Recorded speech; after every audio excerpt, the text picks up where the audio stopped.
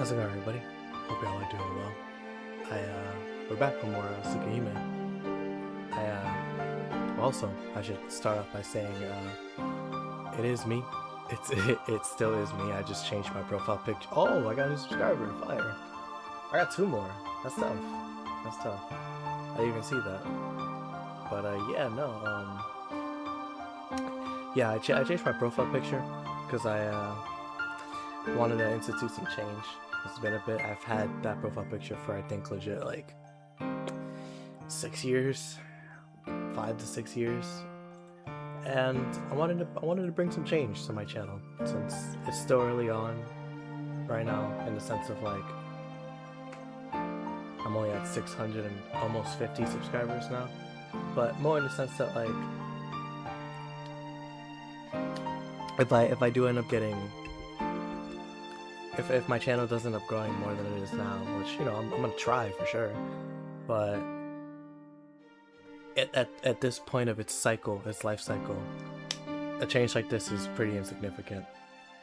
But yeah, for me it is pretty significant in the sense of like I've used that picture for every single video up to this point, you know, and so if I'm being honest, it's exciting, I'm not gonna lie.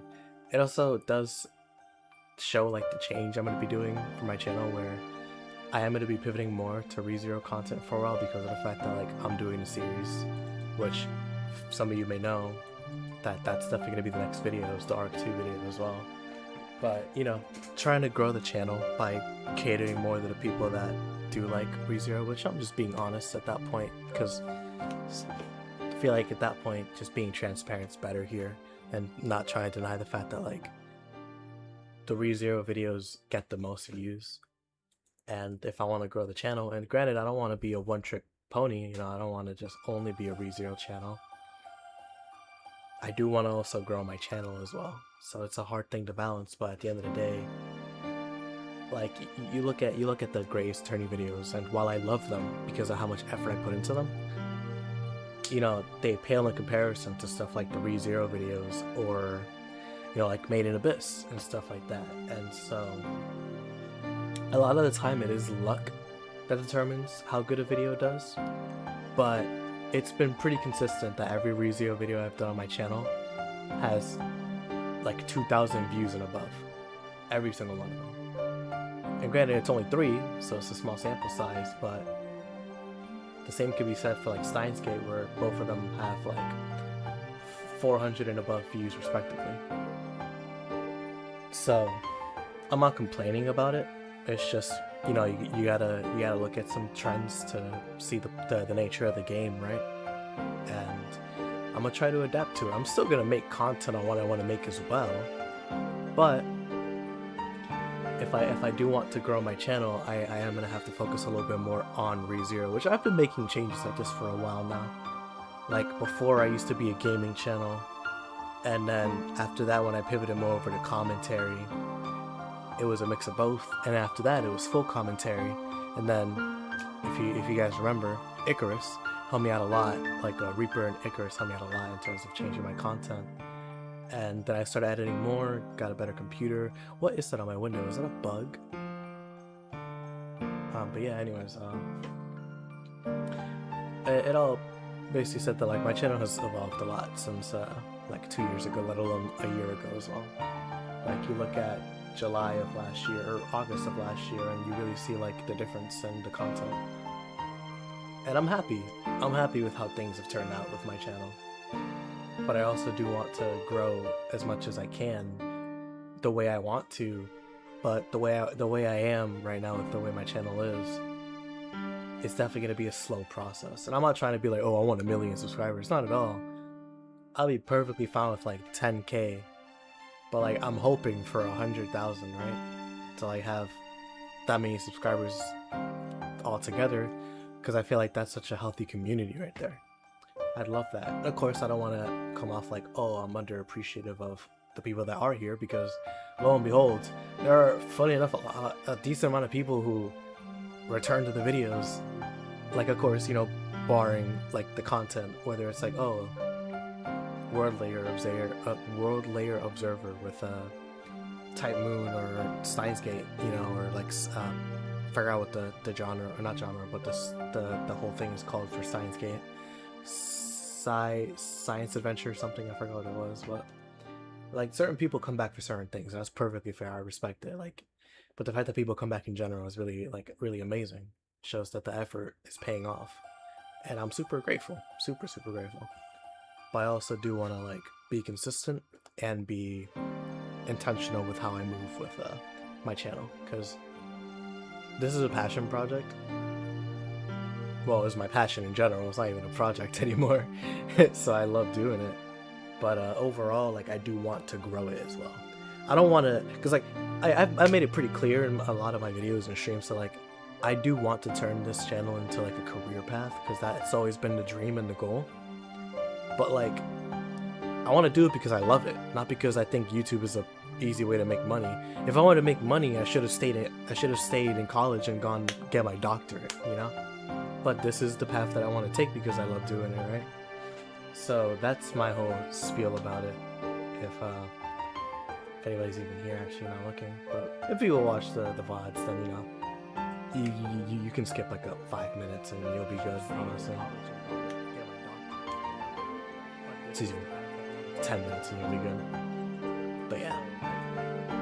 Anyways, spiel aside, I'm gonna be pivoting over more to ReZero content, but other content's not going anywhere, so just don't worry about that if you like the Time Moon stuff as well. I am still going to be playing Time Moon stuff, that's for sure.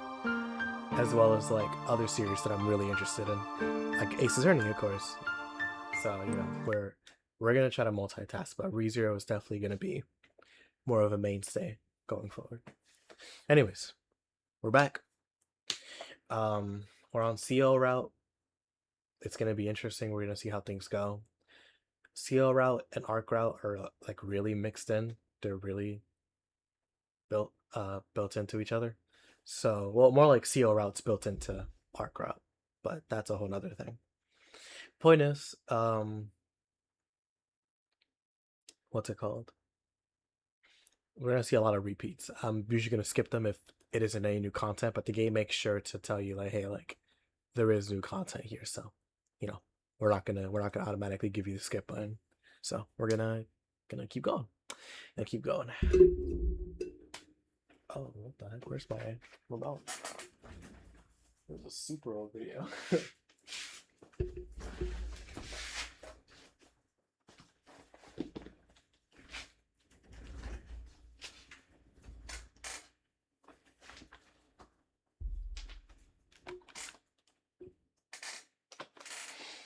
Everywhere you are, everywhere's the moon. Everywhere you are, so you. I always feel so bad for Drew Brees. Like he really got stuck in the middle of Tom Brady's prime, in the middle of Aaron Rodgers' prime, in the middle of what's dude's name? I know his nickname, the Sheriff. Peyton Manning. There you go. In the middle of Eli Manning for some reason getting 2 Super Bowl wins with the Giants. Like it's so crazy. Man, poor Drew Brees. And not even just that. He got stuck in 2 decades where that happened. Like, poor guy. Poor guy. Well, that's just the nature of sports. You never know where you're gonna make it back to the Super Bowl. You never know. Anyways, yeah, so I guess I go take a look in the tea ceremony room. I'm sure Senpai said something yesterday after class about having lunch there. Did she? I don't remember. If Senpai is there, maybe I can talk with her while having lunch. More importantly, I enjoy having lunch with Senpai, and I'm also worried about the news story from this morning. All right! Gotta strike while the iron's hot, you know?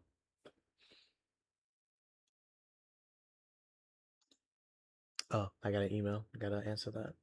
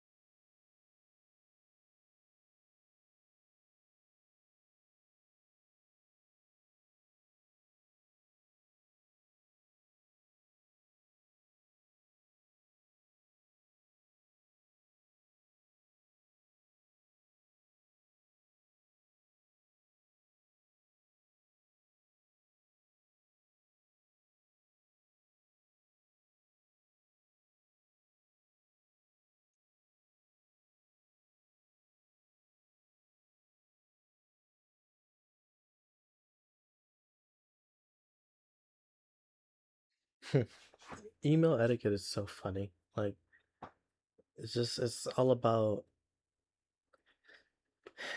being professional or whatever, and it's like I just don't see it. Oh, I just don't see it with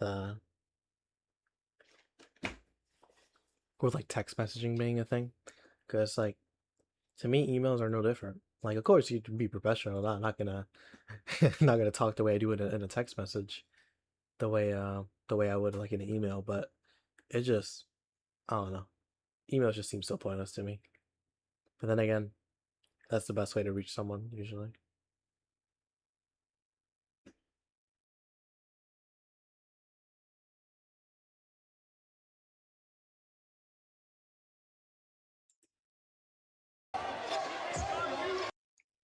Tyrese dropping 50 on Jeff Teague, bro.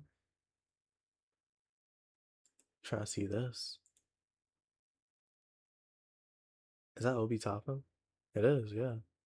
No, no, I don't think that's Obi Toppin actually.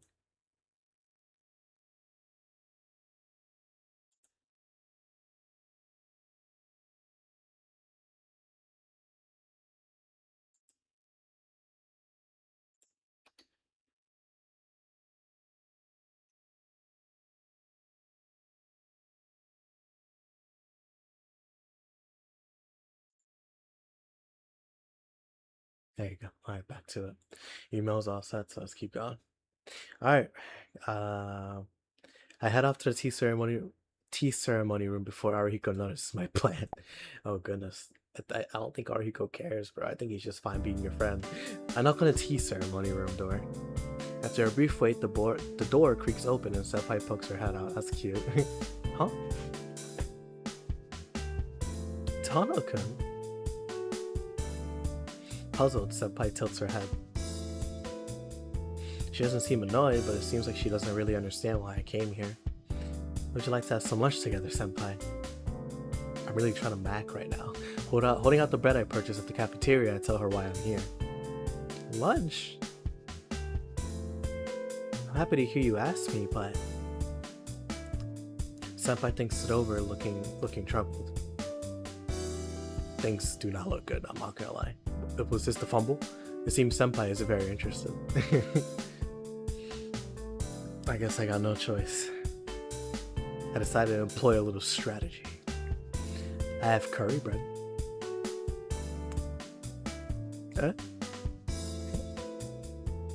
Senpai's face becomes bright and cheerful. I had a feeling about this from yesterday's lunch, but I am amused at her reaction. I'll give you this in thanks for yesterday's lunch, so why don't we eat together? Yes, please. Wow, it takes his curry bread. I just put the tea on. Senpai hastily vanishes inside. My goodness, okay. Following her, I enter the tea ceremony room. Ah, this is just a room. As I enter, it becomes obvious why Senpai was hesitating back then. On top of the tatami mat is an already empty lunchbox. Seems like Senpai has long since finished eating her lunch. Tano-kun, would you like green or English tea?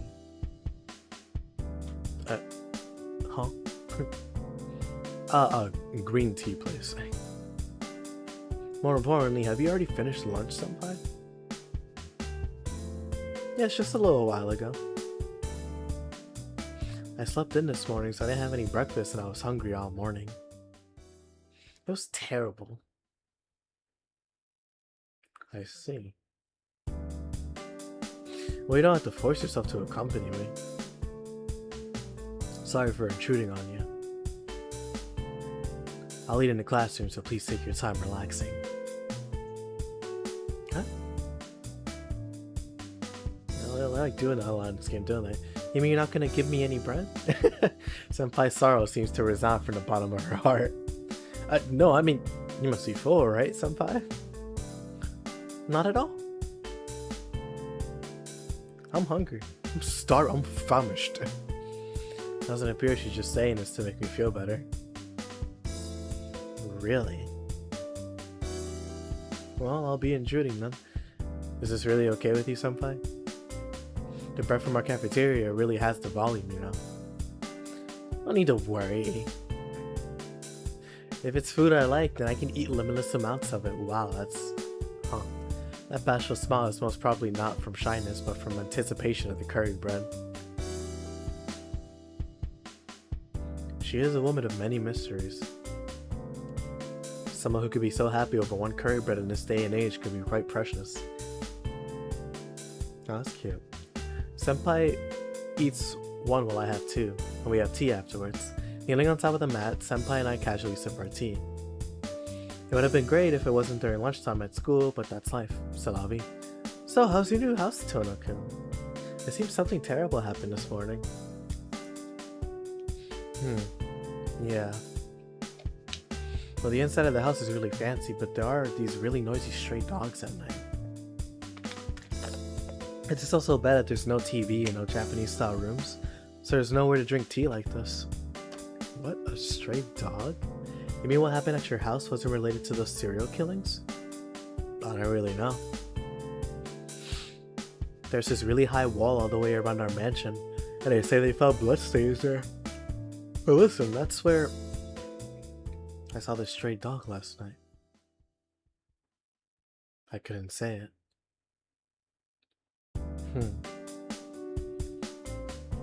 Well, anyhow, it's got nothing to do with us.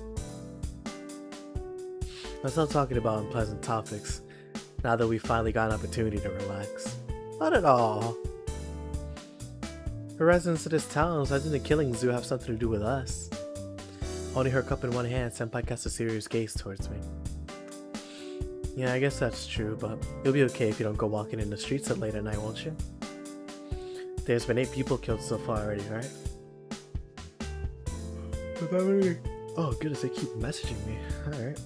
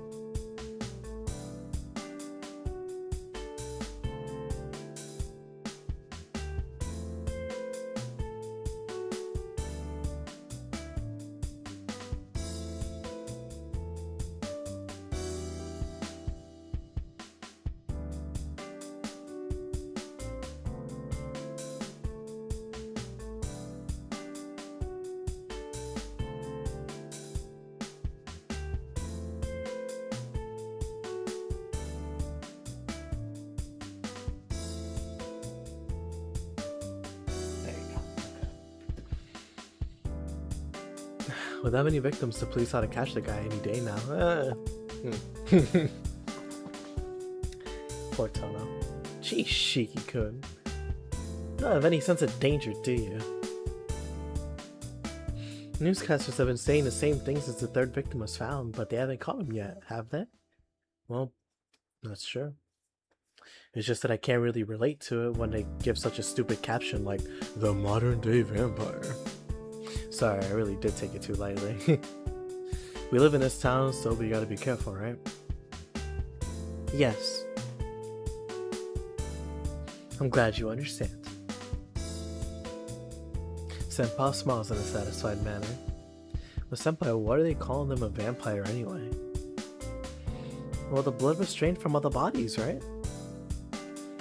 Isn't that kind of like a vampire? I guess, yeah. You really think so?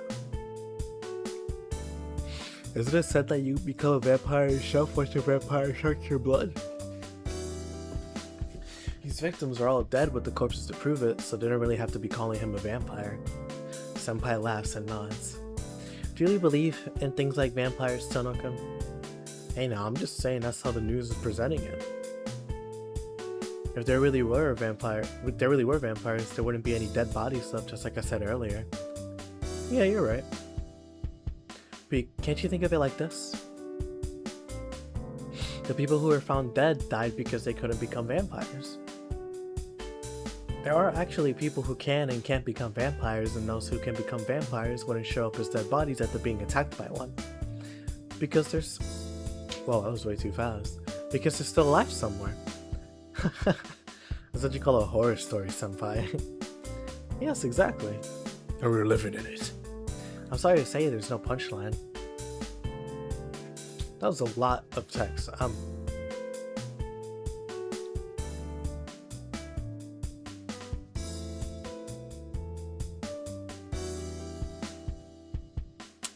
Yeah. Going off of what we know from Arc Route, I guess that's true. There you go. Laughing, senpai sips from her cup. While we're having our rambling conversation, lunchtime ends. There you go. Skip.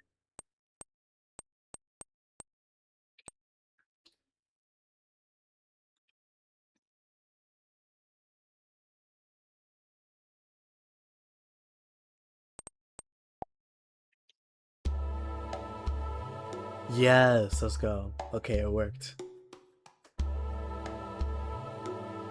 Ciel, you really gonna do me like that, Ciel?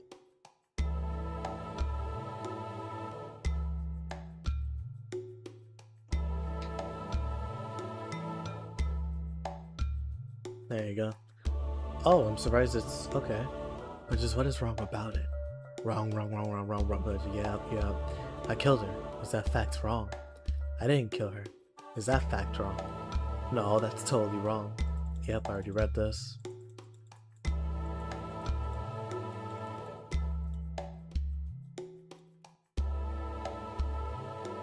Yeah, I already read this.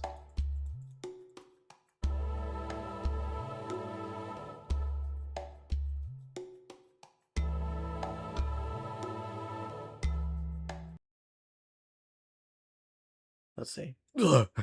My stomach acid rises in my throat. I throw everything back up. My food, my gastric juices, everything while I cry.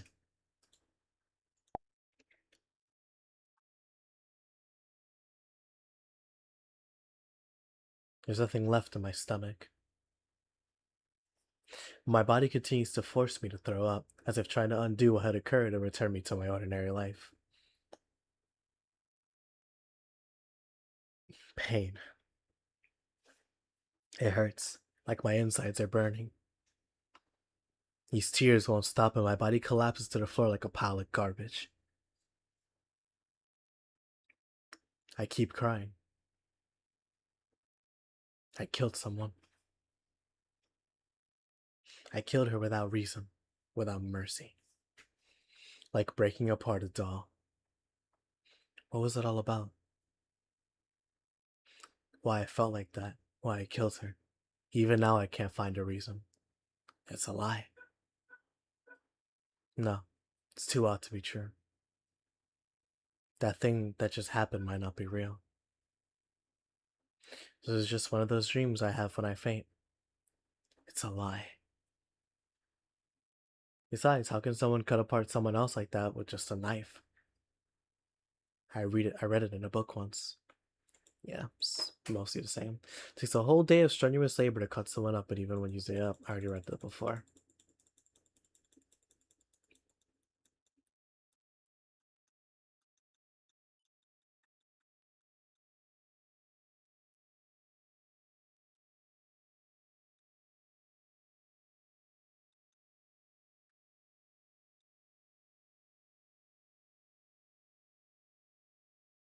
I'm cold.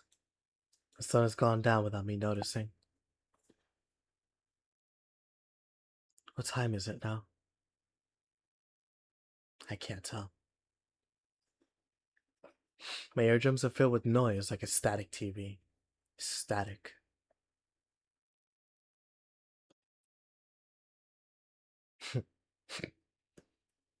Static. The sound doesn't stop. It's terribly cold. If I stay sitting down on this bench like this, I think I'm gonna die. Static. I don't feel anything. I don't care about that repeating noise of the freezing cold. My body is shivering. It may be due to the cold or the uneasiness or the fear or regret. I can't tell which. I've killed someone, and I can't explain why I did it without any reason. What a joke. There's no reason, so there's no way I can explain it. I killed her just because I felt like killing her. Such a reason is insanity. Yeah, it'd be easy if I was just insane. But my heart still remains sane. My heart still remains sane, sorry. It's only because I'm still sane that I can feel this numbness. Static, static, static. The knife is still in my hand. Resolving this by killing myself is pretty easy.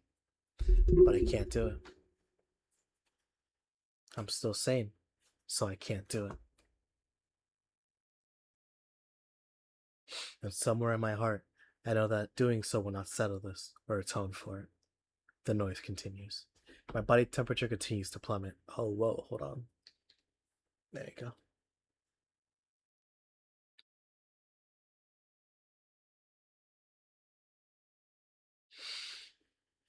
Hold on, Tom. What do you think that is?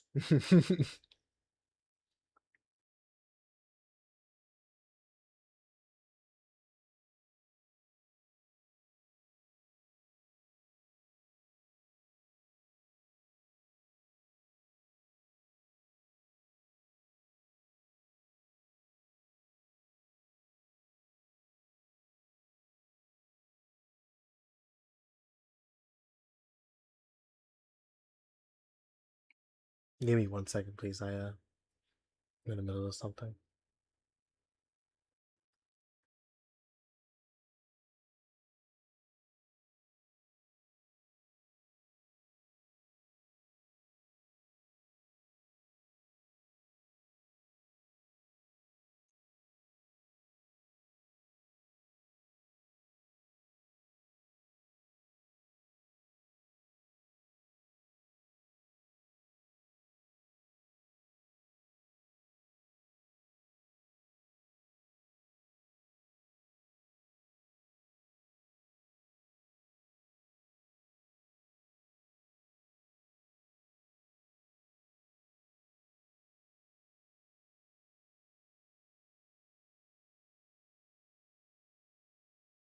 Boom, there you go. Alrighty. I still can't kill myself. That sounds like Bear from Obsession. My body temperature continues to plummet. There you go. But if I leave things as they are, I'll disappear. Maybe that's for the best. Even if a killer like me survives. He's losing his mind right now. If I just quickly die. Like this. Tanaka? Suddenly my name is called.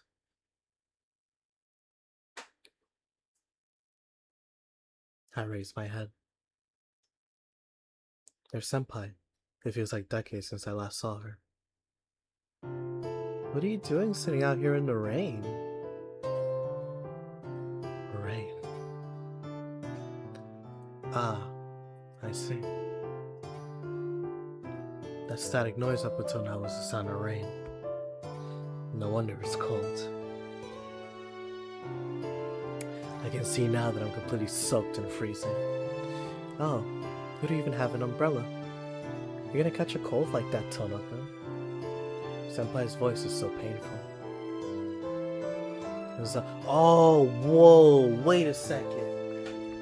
Alright, I gotta show you guys this actually. It's pretty cool.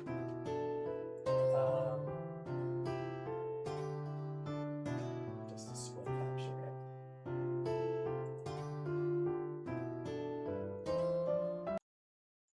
Okay. Come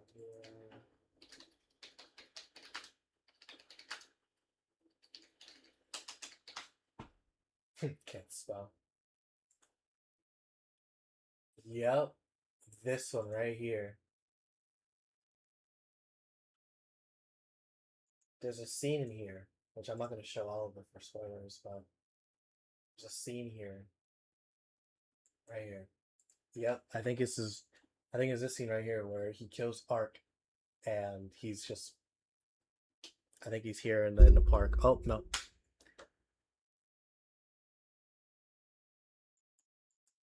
Yep. This is when he kills Ark. Yep, this is when it happens. That's so cool. I didn't even know that. Of course, we have Ark right over here. This was 4 years ago as well. It's that nuts that they still haven't released the other half of the game. That's crazy. Then again, you can say the same about Final Fantasy VII Remake, but then again, that's a AAA game. Tsukihime is a visual novel, but you know, to each their own.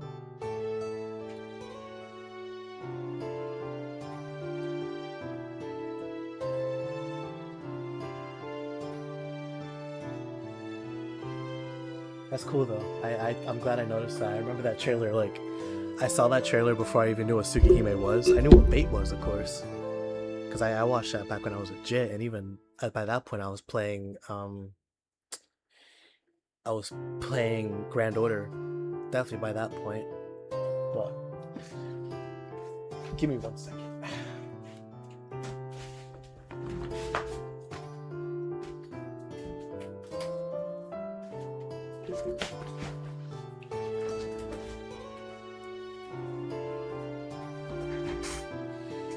Alright, it was only a few hours ago that I last heard it, but now it sounds so distant.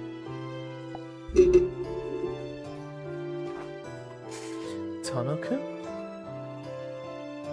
Can you hear me? Yeah. It wouldn't be so bad to catch a cold. I just apply without thinking. That won't do. You'll catch more than a cold with rain like this, even if it is October. Her sentence cuts off as she touches me. How long have you been like this, Tono-kun? You're so cold. Senpai pulls my arm and forces me up from the bench. I'll lend you my umbrella, so please hurry and go home. And do something about your body. It'll really be a matter of life and death if you don't warm up quickly. Yeah. But I can't go home. I can't go anywhere ever again. I can't go home after doing something like that. I don't think there's anywhere left where I can rest anymore. Senpai stares at me. I see. Then let's go back to my room. It's closer to your house, so it's perfect. Senpai pulls me by my arm.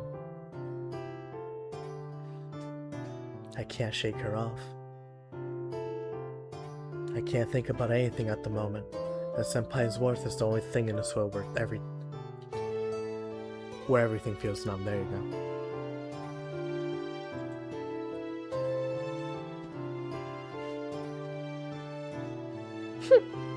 Is this just Ark's room again?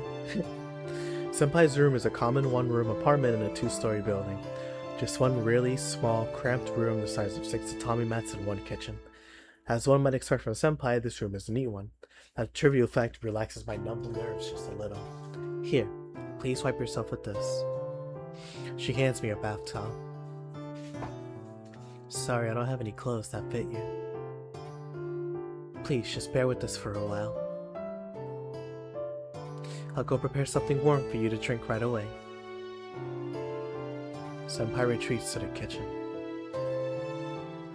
I'm left by myself in a neat room. I never imagined coming into a girl's room like this. A girl's room. The room of a girl. The girl's room which I forced myself into and killed. I killed a girl in.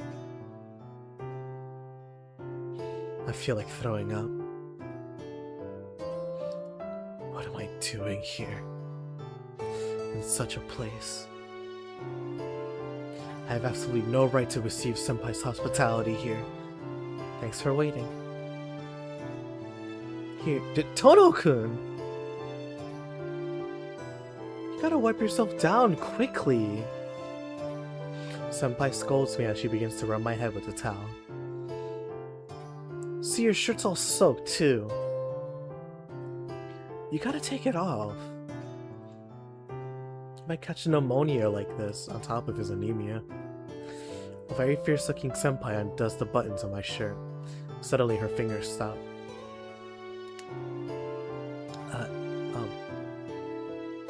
Senpai takes a long, hard look at my chest. This is a healed wound, isn't it? Ah, she must be surprised to see the old wound on my chest. The burn-like marks are right in the middle of my chest. She might be surprised at seeing them because she didn't know. Yeah. They're fine. There you go.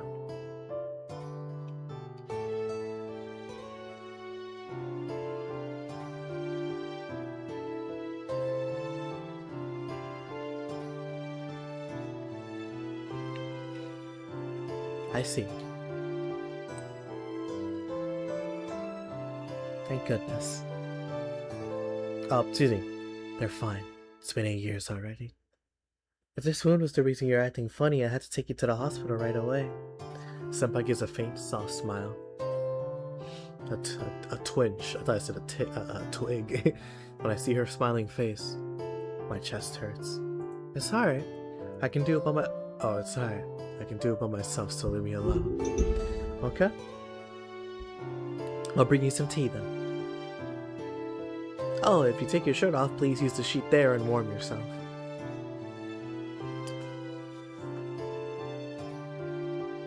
I wipe my trousers with the bath towel. But even so, my trousers are still wet. The sheet is gonna get soaked if I cover myself with it. I take off my shirt and wrap the top half of my body with the towel. Are you finished wiping yourself? Then let's have some tea. It's always tea with you. Senpai sits down holding a tea set. Well, I guess it's tea and, well, her and Akia. Please sit down too, Kono-kun. I can't calm down with you standing up.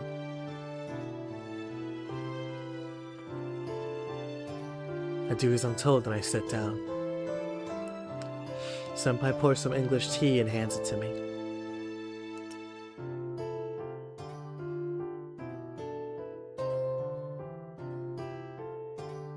Neither of us say anything. Senpai drinks her English tea as if she doesn't notice my presence. Following Senpai's example, I drink some tea as well. It's hot, scalding hot. So hot that it hurts my tongue. The warmth puts a pulse into me. It feels like my heart, brain, and all my other organs that stopped begin to move a little again. Senpai says nothing. It's not long before the teacup is empty. Senpai naturally refills the cup again with more. I get the feeling that I have to say something. Tono-kun.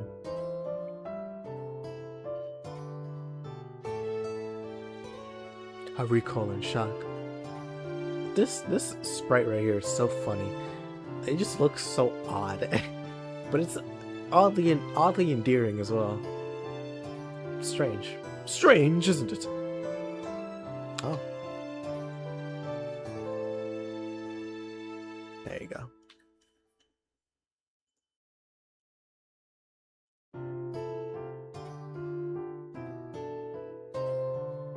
Tsukihime, a piece of pea-stained blue. It's using poo.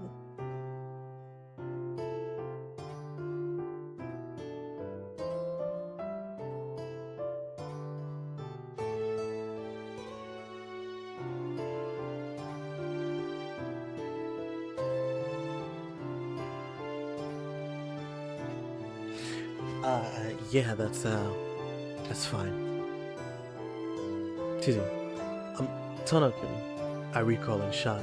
I'm going out for a bit. Can I count on you to look after the house? I think you mean a room. This is just a room. Yeah, that's fine. Alright, then I'll leave it up to you. So right now, so far, all we've done is this. this and this. Okay.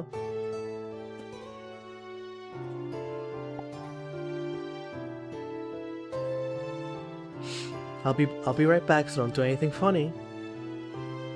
I wonder how serious she is. What do you mean funny? Think I'm a funny guy? There you go. Smiling as she speaks, Senpai leaves. I'm alone again. A lonely night. The warm something I felt up to a moment ago is quickly cooling down. Senpai didn't ask me anything.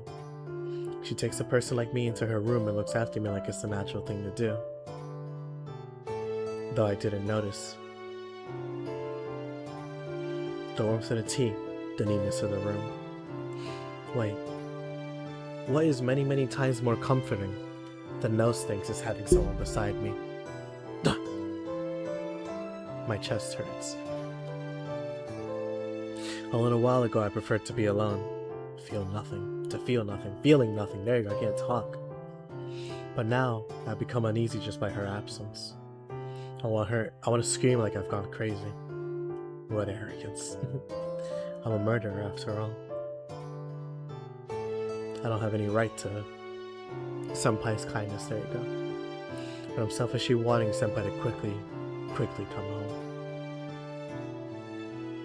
I'm home, Tonoku. Wow, that was... wow. Thanks for looking after the place. Senpai. It seems Senpai has bought all sorts of things. There are several plastic bags hanging from her hands. Let's see.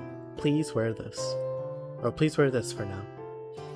But it's cheap, but it's better than wet clothing. By the way, the bath should be ready about now. You should feel a bit better after relaxing in there for a while. Huh? Girl, what are you talking about? There you go. Senpai neatly prepares everything. My change of clothes, a bath. This person is.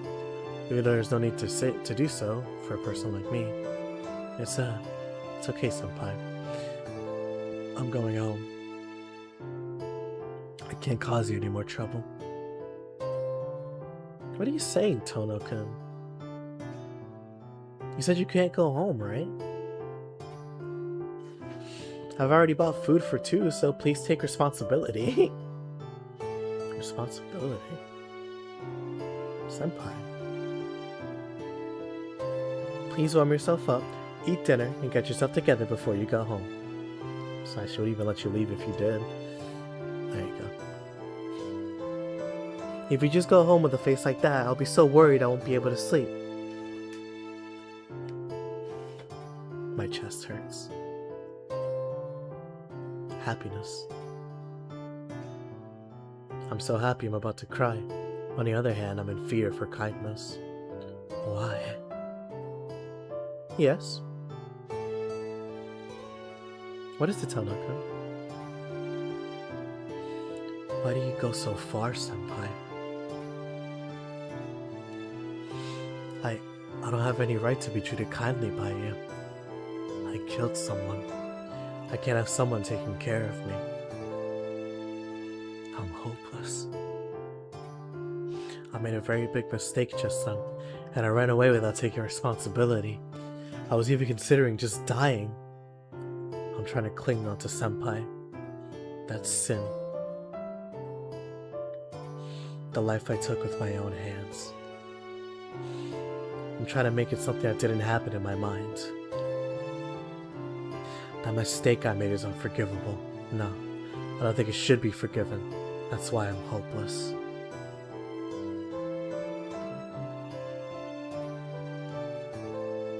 I have no right to be treated well by you here, Senpai. Senpai sighs. Seems you're convinced you're a bad person, Tono-kun. She answers simply.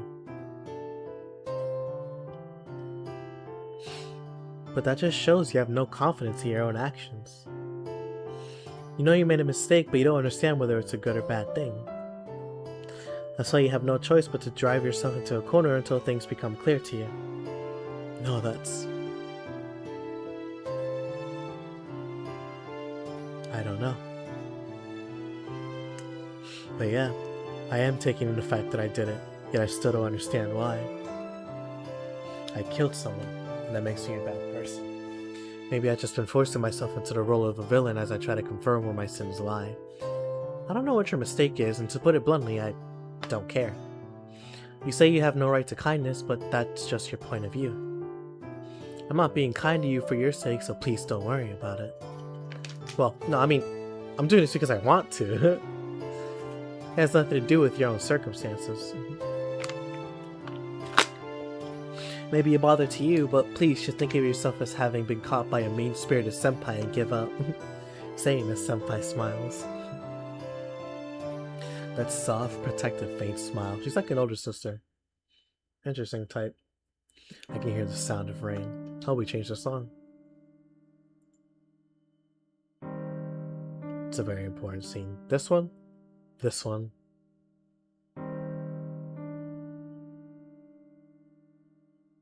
I imagine... Well, I know this one is as well.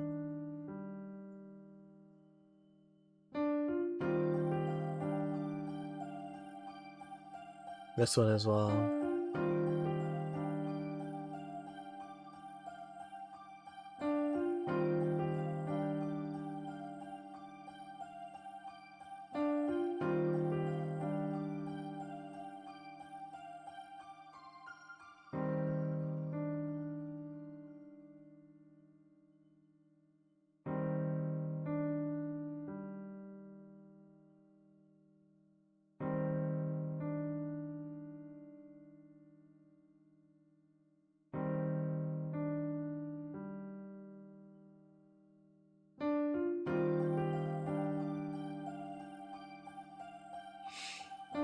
I can hear the sound of rain. In the end, I couldn't shake off Senpai's kindness after all.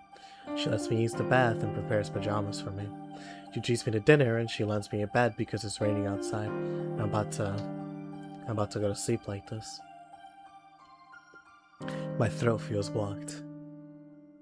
Senpai is taking care of me so much my senses feel numb. During dinner, she spoke cheerfully like she always does.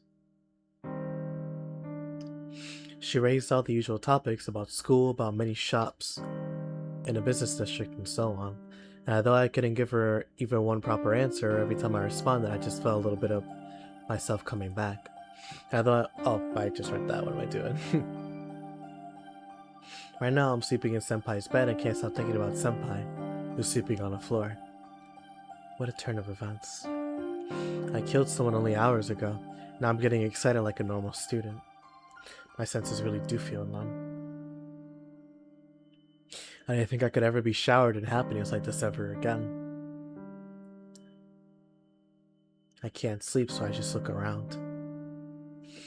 I don't know what I should do next. I can hear the sound of the downpour outside. You're gonna be late tomorrow if you don't hurry up and sleep, Tanoken. Senpai, you're awake? Yes, I can't sleep until you do. I am a girl after all, huh? I'm sorry. I'll sleep in the kitchen then. Oh, how many times do I have to tell you? You've got a cold, so you can't sleep in a place like the kitchen. Sorry, so please just hurry up and forget your unpleasant thoughts so you can go to sleep. Unpleasant thoughts? That's impossible. That's something I can forget. It's something I shouldn't forget. Whatever the reason, I killed someone. To forget about the person I killed would be a sin deep beyond imagination. No. I can't just gloss over my sins, Senpai. I can't forget about them, and I won't try to. But thanks. You really helped me with all sorts of things today. I really might have died if I stayed like that. That would be running away. If I really think I made a mistake, I shouldn't deny it. Sins, you say? It seems like your mistake is something unimaginable for me. Senpai speaks in a cheerful voice, like she's telling a joke. But there's no such thing as a human who doesn't commit sin. It's not like the world is divided into sinners and the innocent. As long as you're alive, you'll make mistakes. It's sad, but it's unavoidable. To live is to be worn down. We're only beings who influence other things while we fade away ourselves. Wow, that's pretty pessimistic. What? Are you saying we're beyond salvation? I don't like that story about how everyone makes mistakes. Yeah, I guess we can't be saved if that were the case. But you can't atone for your sins. There are only people who can and who cannot atone for their sins. I think those beyond salvation are those who cannot atone for their sins. For some reason, Senpai's voice sounds very sad. But you can atone for your sins, Tano-kun. I don't know what kind of mistake you made, but you are the kind of person who can atone for your sins. There you go. If you're too worried to sleep, then just think about how you intend to live and atone for your sins from now on.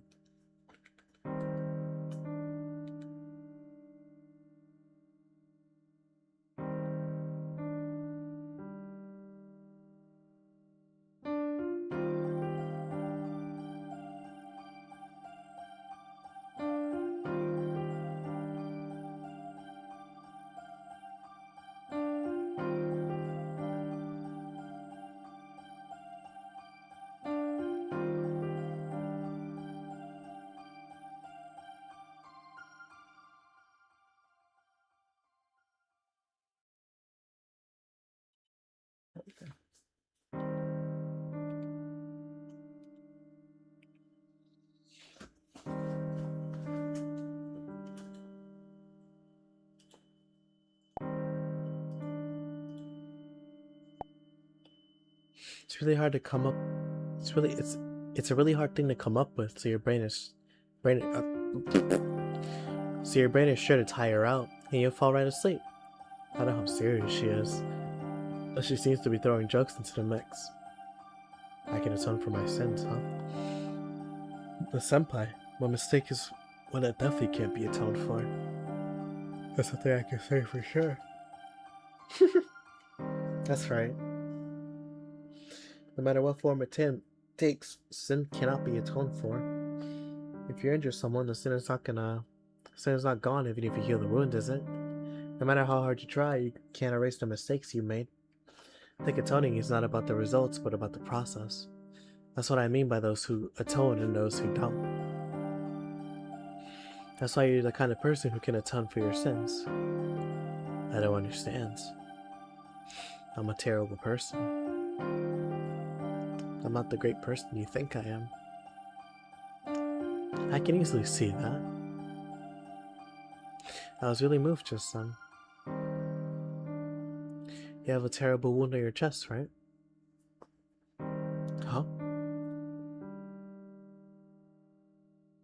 Yeah, but what about it? You must have had a serious accident to get a scar like that. Scars tend to distort your mind. A wound that size, which doesn't disappear, is a little out of the ordinary. But you're a very natural person.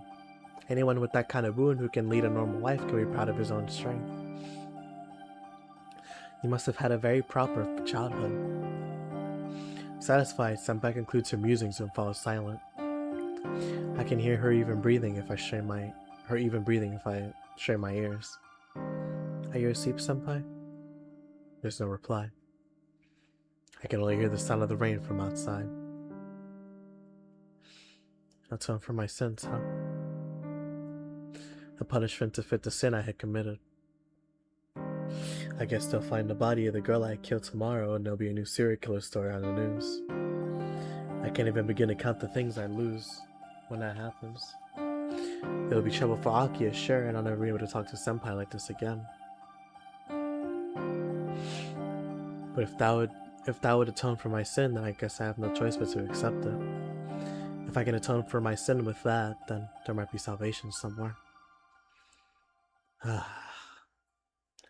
I feel a little sleepier. I don't know about tomorrow. I don't know, but if I can be forgiven, until the moment my sin is discovered. Until the moment... Alright, that's just mean.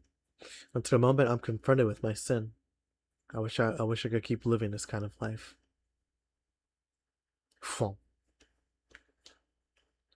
Shh.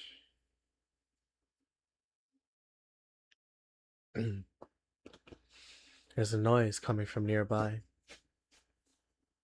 I don't feel like waking up at all, but I lazily open my eyes in reaction to the noise. Senpai is changing. It's still the middle of the night. Is this a sex scene? It probably is. There's no light coming in from the window. Maybe the rain stopped. It's very quiet now. Senpai's taking off her clothes. What a shame. If I wasn't in such a deep state of regret over the murder I committed or half asleep, I would fully be able to appreciate how sexy Senpai looks. Right now, though, my head doesn't seem to function properly. Senpai's eyes look lifeless. More importantly, there's something strange. What is that?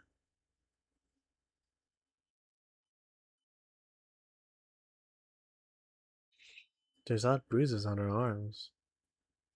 No, those aren't bruises. More like tattoos. There's something not right about this. I feel sleepy again. I think a lot of things are cluttered around Senpai's feet. But that's it. I fall into a deep sleep.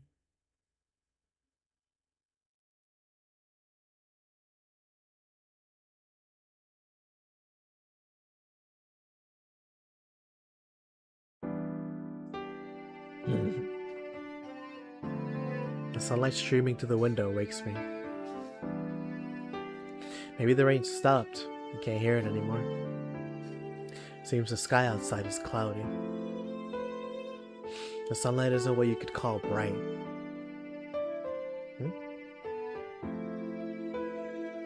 I look around. This obviously is not my room. Good morning.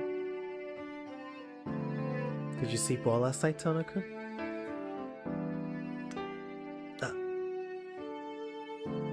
I remember now. This is Senpai's room. I had borrowed her bed for the night. Good morning, Senpai. Becoming extremely embarrassed, I hop off the bed. Sorry about yesterday. I caused you all sorts of trouble and... Yeah, you owe me one. Senpai replies with a smile. How did I put this? She seems very mature. Anyhow, thanks. I'll be going home now. Oh, really? It's barely 6 o'clock, Tono-kun. Yes, but I didn't get permission to stay the night away from home yesterday, so if I don't hurry back to the mansion, there's no telling what Akio will say. Ah, your little sister. Well, I've already called her, so it should be okay. Well, how do you do— what? Senpai delivers her earth-shattering statement with a casual air. You called my house, Senpai? Yes. I thought it wouldn't be right if I didn't contact him about you staying over. Is that a problem? What? I'm at a loss for words. Ciel Senpai calling my house means a girl called my house saying, Tonaku's staying over at my place. That's... well, yes, it's a problem. A big problem. A very big problem. If Aki had been the one who picked up the phone, she's gonna think I'm some kind of playboy. Given the severity of the Tono household, I don't even want to imagine what would happen if she found out about that sort of thing. Tono-kun, did you really hate staying at my house that much? No, that's not it. It's just that my house is really strict. It's definitely not because I don't like you, Senpai. Flustered, I try to explain the misunderstanding. Senpai closes her eyes sadly. Is it because I caused her so much trouble last night? I feel so bad when I see her make an expression like that. I'm telling you, that's not it. I'm really grateful to you, Senpai. I'm feeling much better now, and if you hadn't been there for me last night, I don't know what would have happened to me. Yes, you're right. You look like you're back to normal now. I don't know what would have happened last night, but I'm glad you're feeling better. Suddenly, Senpai gives the biggest smile anyone could possibly give. Huh? I was just joking. Even I wouldn't directly call your house. I asked Inui-kun to call your house and tell them that you were staying with him last night. There should be no problem with that, right? Yeah, there should be no problem. That was a kind of mean joke, Senpai. I thought my heart was gonna stop. Yeah, I'm actually pretty mean. Pick on the ones you like, right? Oh. Huh?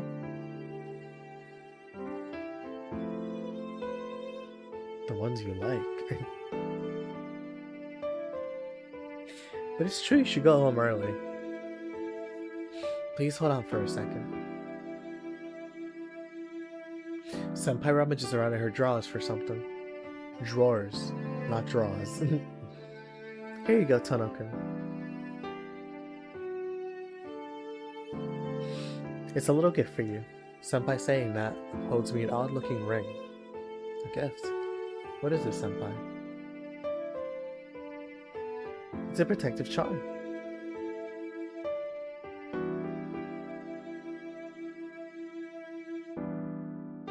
Oh, I forgot to put the stream in what's it called?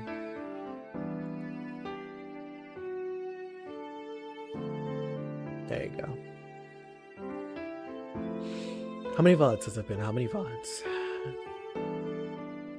1, 2, 3.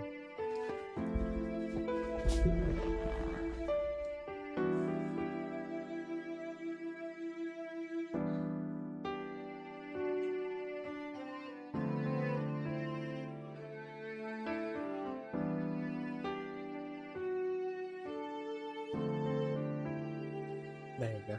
Alright, it's a protective charm. You seem to be dangerously spaced out a lot, so please hold on to it.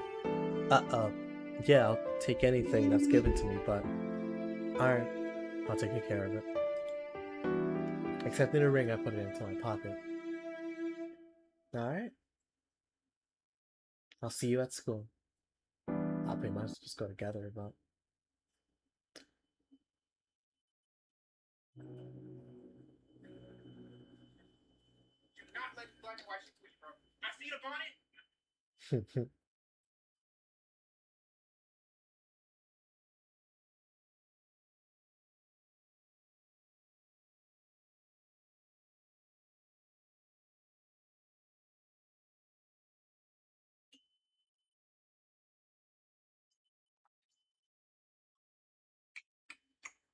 Yeah, like, yo, pop. Yeah. Boom, boom, boom, boom. That's you, babe. Yeah, shit again.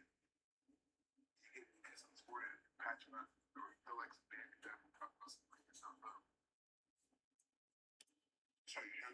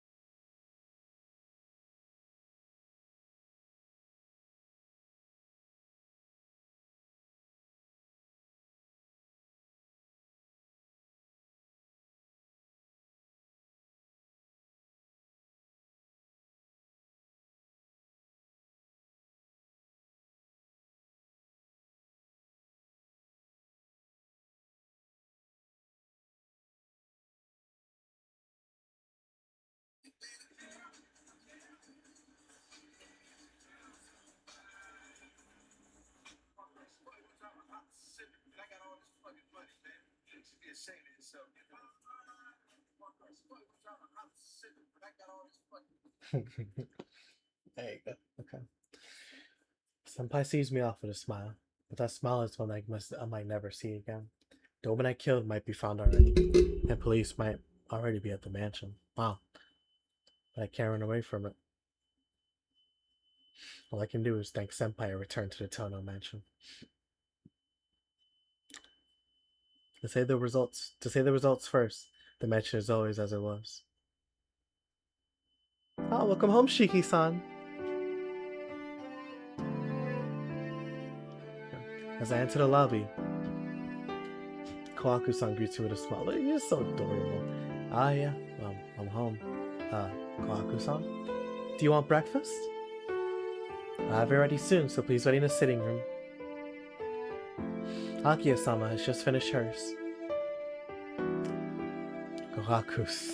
Kohaku-san patters off towards the sitting room. It's too peaceful. What's going on here? Maybe I haven't found the body yet.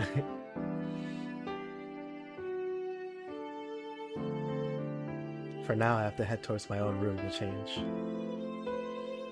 Hisui is in my room when I return. Good morning, Shiki-sama. It seems you have returned. Yeah, just now. Listen, Hisui, do I have a spare uniform? The one I'm wearing now is soaked from yesterday's rain. I understand. I will have one prepared immediately. Hisui bows and sadly leaves the room. After changing into the uniform Hisui brings me, I head towards the sitting room. A disappointed looking Aki is sitting on a sofa in the sitting room.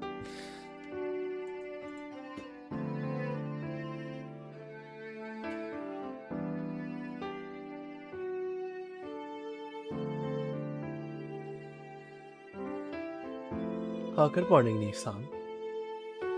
It seems you have returned. Whatever she said it seems so spiteful. Akia's voice contains thorns filled with blame. Yeah, good morning. You look kinda grumpy this morning, Akiha.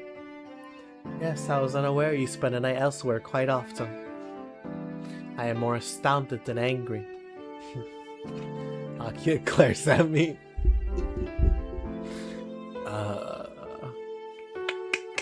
It's true I spent the night somewhere, so I can't argue. Well, I suppose there was no helping it if you were feeling unwell. The one called Inui-san is your friend from middle school, isn't he? Yes, I see. So he was the one who called you. Suddenly I feel uneasy. Just what did he say when he called my house? Besides, even if you had left school early, you could have just called me and I would have sent a car to pick you up. I don't know why you're so reserved, but you are the eldest son of the Tono household, Nissan. Please use everything at your disposal. Besides, your body is weaker than that of a normal person. She does not mince words. Oh yeah, I left school early yesterday. To collapse from anemia just by getting soaked in the rain. You're not feeling well, Nissan. Shall I have the family doctor examine you and send you to and from school in a car from now on? She cares so much about him. I see. So that was the reason I was supposedly staying at Arihiko's house. It's nothing for you to worry about, Akiha. I go to the hospital once a month like I'm supposed to.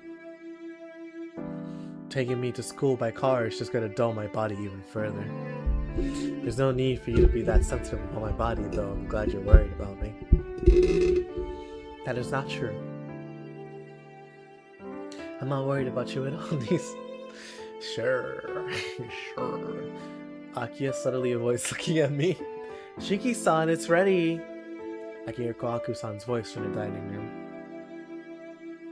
Right, so I'm gonna get some grub. Oh, Nissan.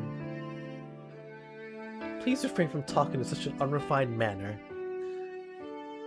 Akiya shoots me a sharp glare. Ah, you're acting normal again. That's how you should be, Akiha. You don't have to worry about me, so just relax.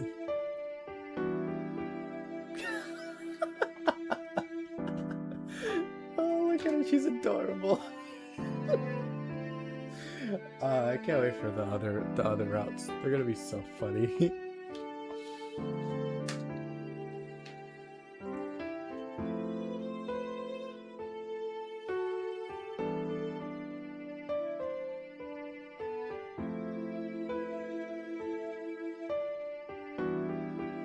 Akia quickly looks away.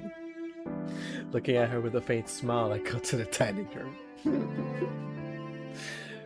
It's adorable. Please take care.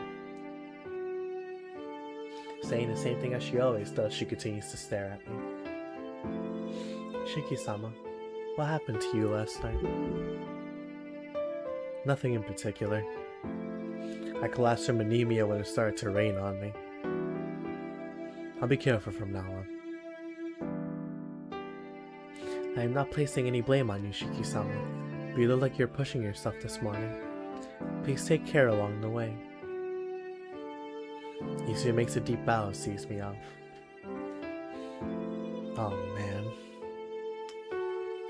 I tried to act as normally as I could, and although I didn't give myself away to Aki and Kohaku, it didn't seem to have worked on Hisui. Wonder if Hisui's worried about me. It's hard to tell when she looks so disinterested all the time. Today might be my last day of school anyway. I'll try to spend it as I always do. So I won't have any regrets.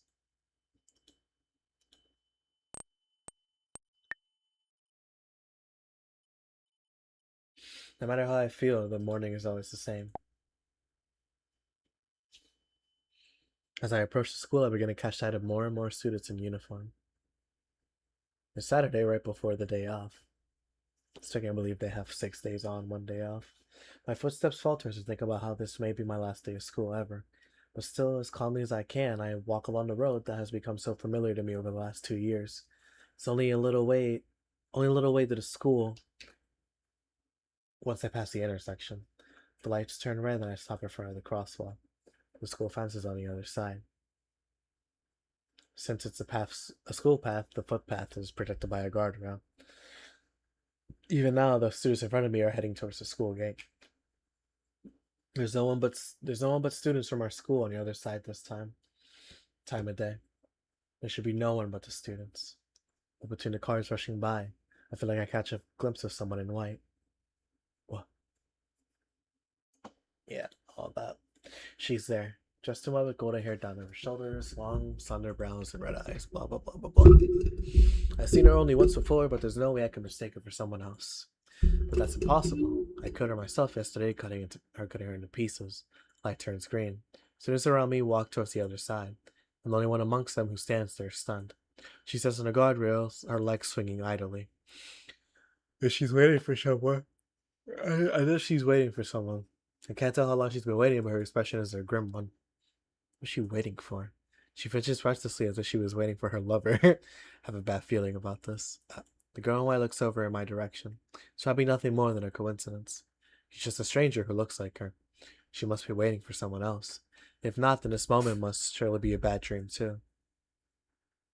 After all, I have completely and utterly killed her with my own hands.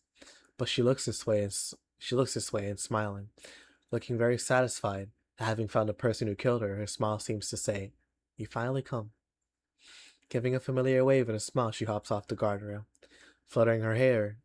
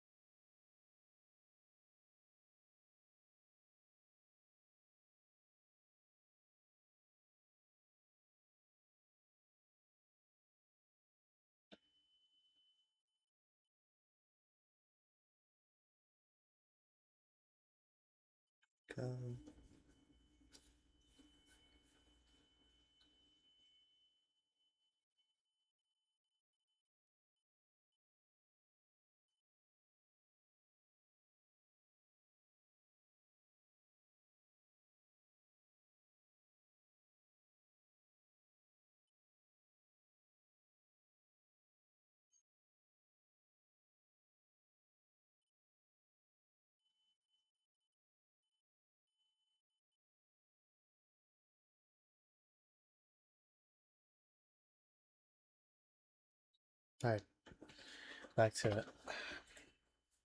Don't come. This is a bad dream. The light turns red. Don't come near me. She doesn't even look like she cares, walking straight across the street while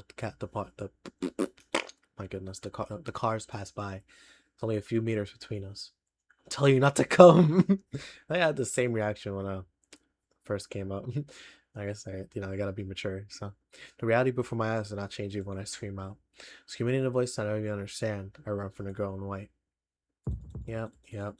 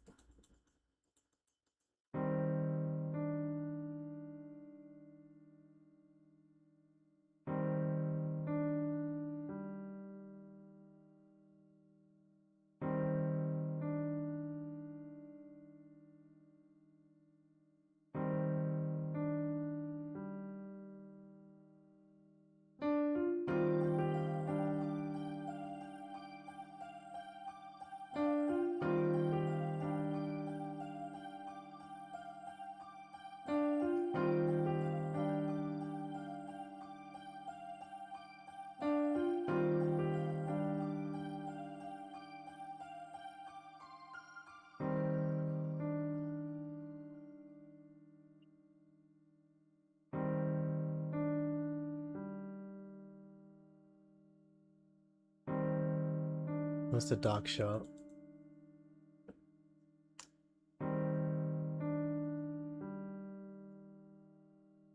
There you go. The dog shows up.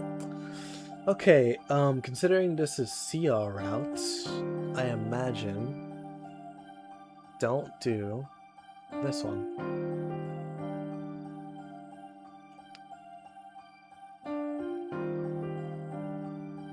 Yeah, let's do. Yep, let's do that one.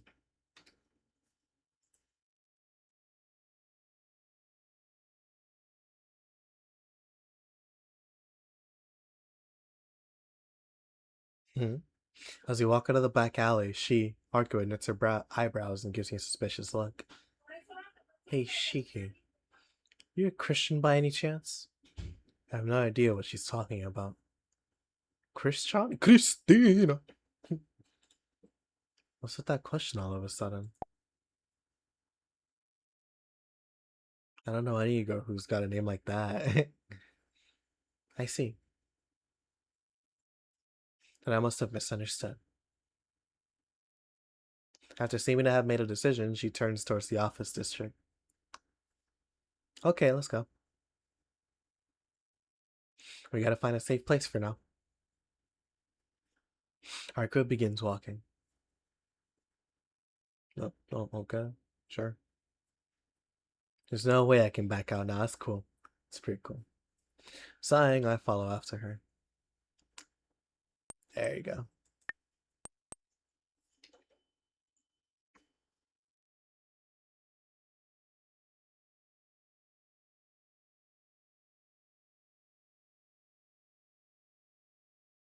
Okay. I want to try something.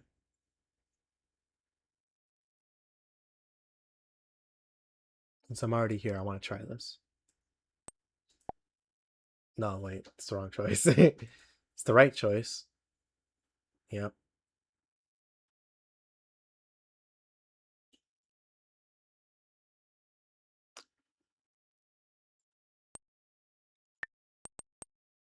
Yep.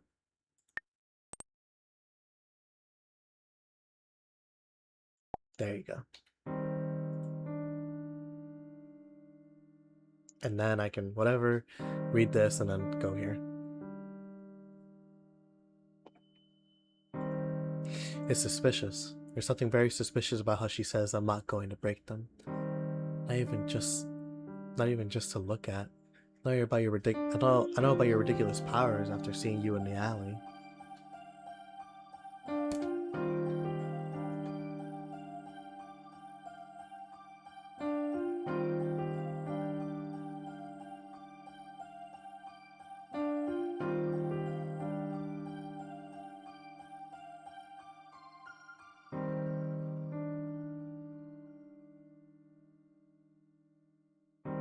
There you go. Okay.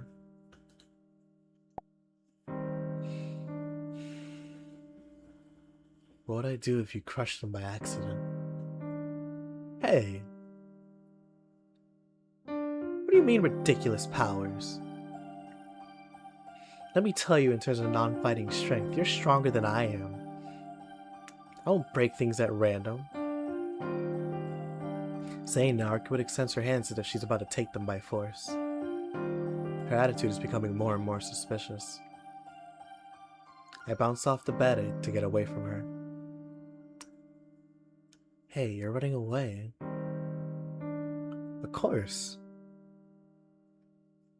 I'll tell you now, I'm not handing over those glasses. These glasses, there you go. Even if there's only 1 in a million chance you'll break them, they're irreplaceable to me.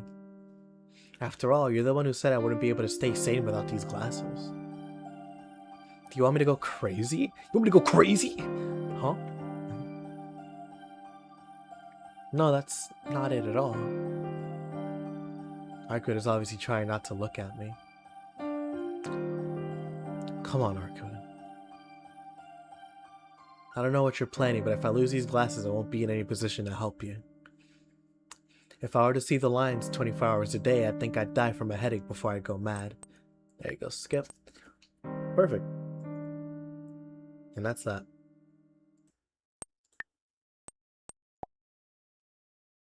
I still want to continue living in a proper, respectable world. I do feel responsible for killing Arcuit. But I think there's something wrong about being forced to do something I can't do. Again, Arcuit is asleep. She's trusting me, someone who's killed her once already, and sleeping peacefully. Damn it.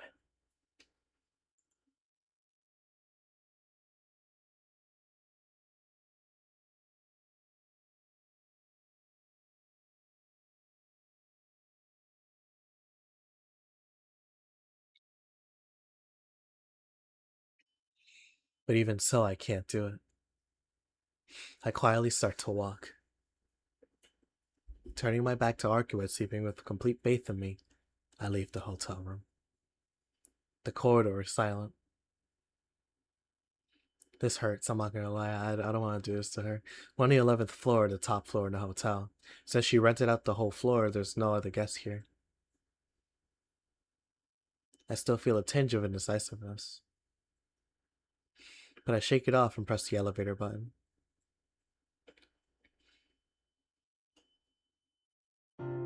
Taking a train from the hotel, I return to the town. It's just past noon. School is about to finish, so I think it's probably okay for me to head back to the mansion. All the same, I don't feel like going back to the mansion. I decided to head to the park to cool my head for a bit.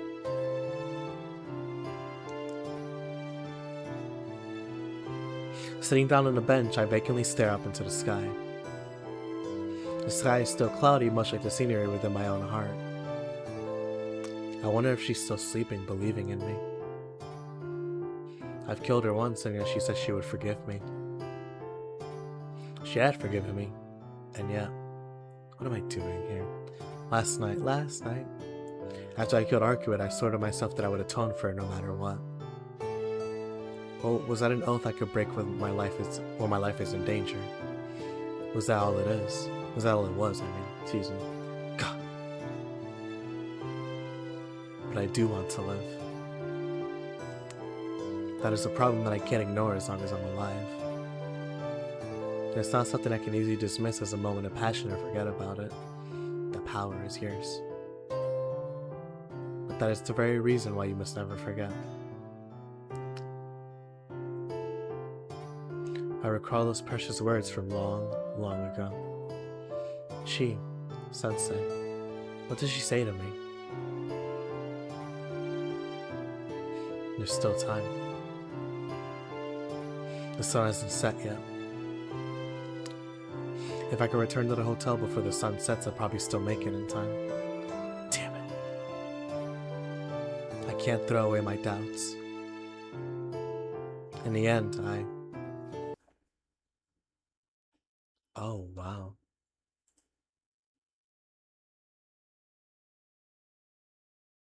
I wonder why I can't head back to the hotel. I guess because I don't have enough to, yeah. Okay, I know what I need to do then. Yep, skip, skip, skip. There you go. Because then that gives me enough room to go back, because even though I lost a heart here, I have 3 because of this one. And I gained 3 because of this one. So it works out. Works out. But right now, this is definitely Ciel route. No question. Shout out Hisui as well. It's all set.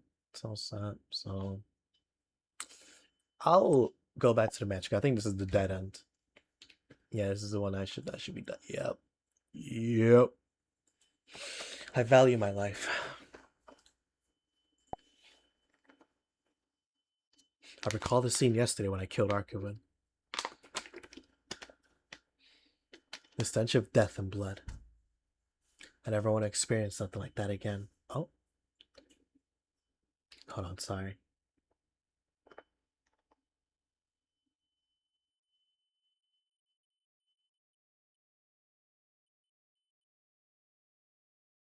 It's the smell of death and it just won't leave. That Denzel Curry song is tough. The stench of death.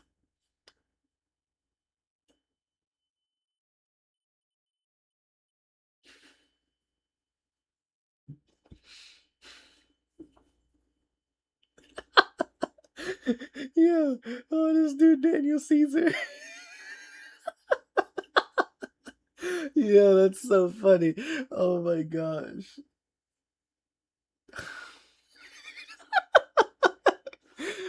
Police should have go, bro. Police should have go.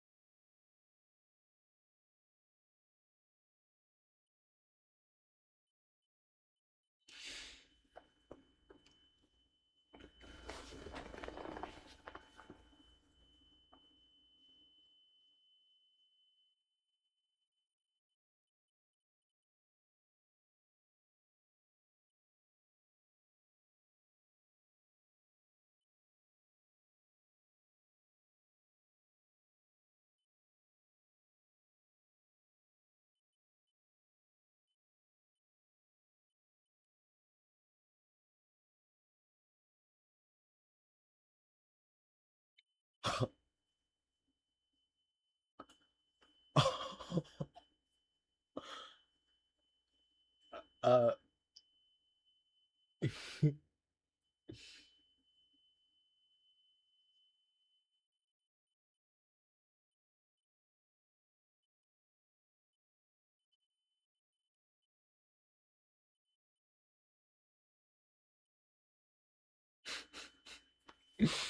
sorry, sorry, I'm paused. I just got a message that.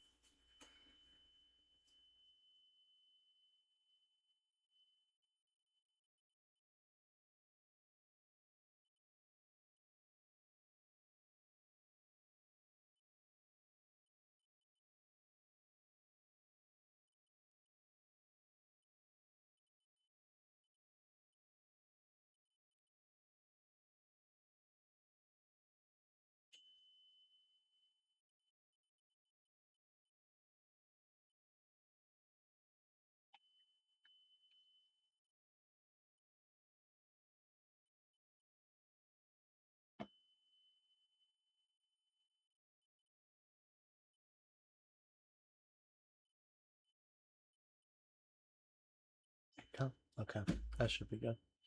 Sorry about that. Sorry about the pauses.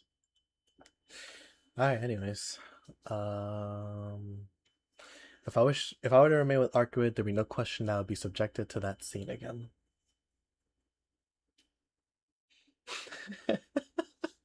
Yeah.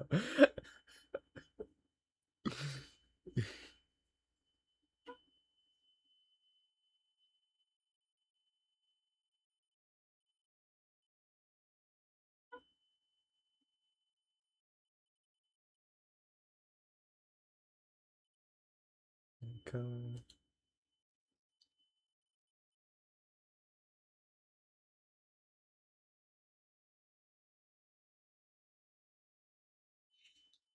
There you go. All right. I get the feeling there's some major flaw in my decision, but right now everything is a mess in my head and my sense of logic refuses to function properly. Anyhow, for now, I'll return to my own room for some rest. I'm sure I'll calm down and think clearer then. The sun has gone down and my surroundings have been cast into darkness.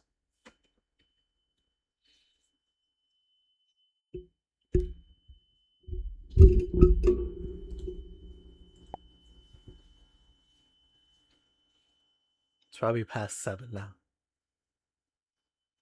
The curfew for the mansion is 8, so I better hurry back if I don't want to be scolded by Akia. The streets around the mansion are deserted like always.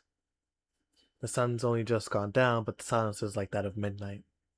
Come to think of it, this place is where I've gone to check out that noisy stray dog the night I first returned to the mansion.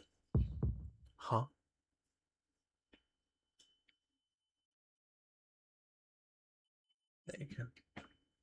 I'm beset by a terrible premonition of misfortune. Strange. Suddenly my surroundings become completely black. I hear a dripping sound. Where's that sound coming from? It's coming from nearby. My body is starting to cool. It's coming from nearby. Alarms are going off somewhere in my head. Trip, trip, trip, trip.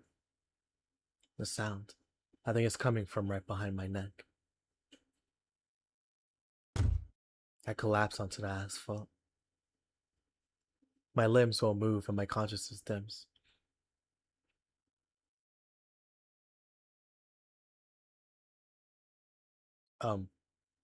Nero, hello? There you go. About to say, is that it? Like, why are you staring at me like that? Anyways, at the bottom of my thinning okay, thank you. At the bottom of my thinning consciousness, all I find out is a few dogs are feeding on my arms and legs. Teach me, Ciel Sensei. Bonjour! This corner is for the bad Tono-kun who rather easily ended up at a dead end. It is time for Teach Me, Ciel Sensei. I know what to do, bro. We'll be seeing a lot of each other from now on, so please give me your best regards. By the way, my students are the 1,000 Tono-kuns out there all over the country, and what, yeah? So there's difference in our treatment.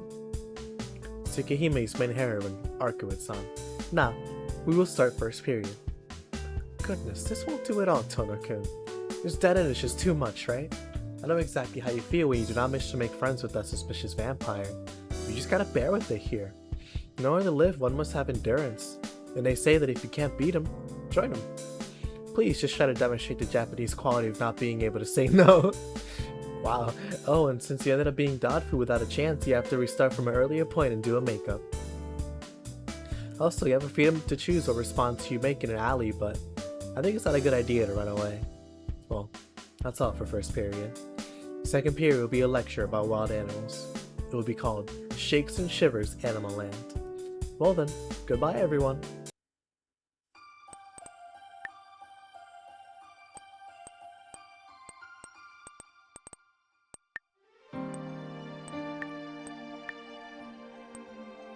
Okay, so one...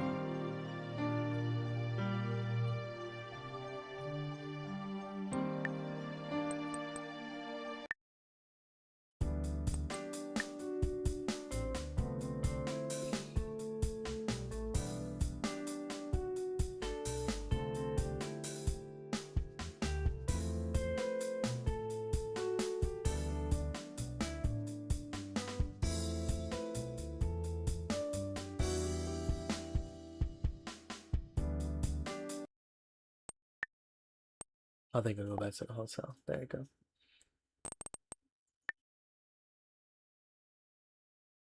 Only it gets rid of 3, which I do not want. I'm not gonna lie, I do want to keep 3. I love 3.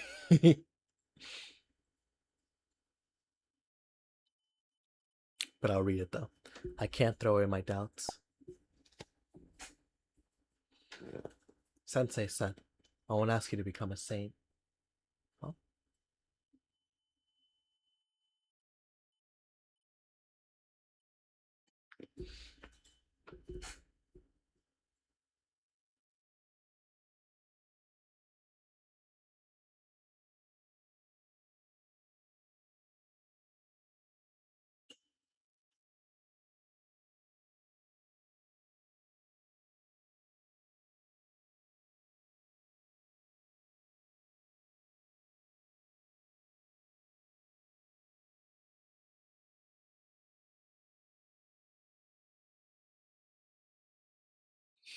There you go. I'm not thinking shit at the moment, but I can't betray her trust. Even if Arcuit isn't human, she believes in me. She has forgiven my unforgivable sin with a smile. Alright. I leap up from the bench and begin running without turning back. At the very least, At the very least, you don't desert her. I return to the hotel around the same time the sun goes down. Quietly, I sneak back inside. If Arkwright is still asleep, then there should be no... Shiki! Ah. She's awake and pretty angry. Where'd you go to? You should tell me before you go outside. Arkwright is angry, and rightfully so. But it doesn't seem like she thinks I betrayed her. Jeez, when I woke up at sunset, you weren't there. I thought you went to the bathroom, but you wouldn't come out. And I thought you went to get some food from the lobby, but you weren't there when I checked. Just where did you go? Just outside the hotel for a bit. Are you serious? The familiars have found you, so I won't say you're safe. What are you gonna do if one of those black dogs attacked you after you went outside so recklessly? Suddenly I realize it. The reason Arkwright is angry is because I wasn't here. She hasn't thought, even for a moment, that I would betray her and run out on her. It seems Arkwright is only angry because she's worried about how I went outside and could have ended up in a dangerous situation. I'm ashamed. I was only a little ways away from treading all over her good intentions. Hey Shiki, are you listening to me? Yeah, I'm listening. You're right. It's my fault. I'm sorry for going out on my own like that. I lower my head obediently. And... Huh? Hey, you don't have to apologize so seriously. Anyway, you're far too vulnerable.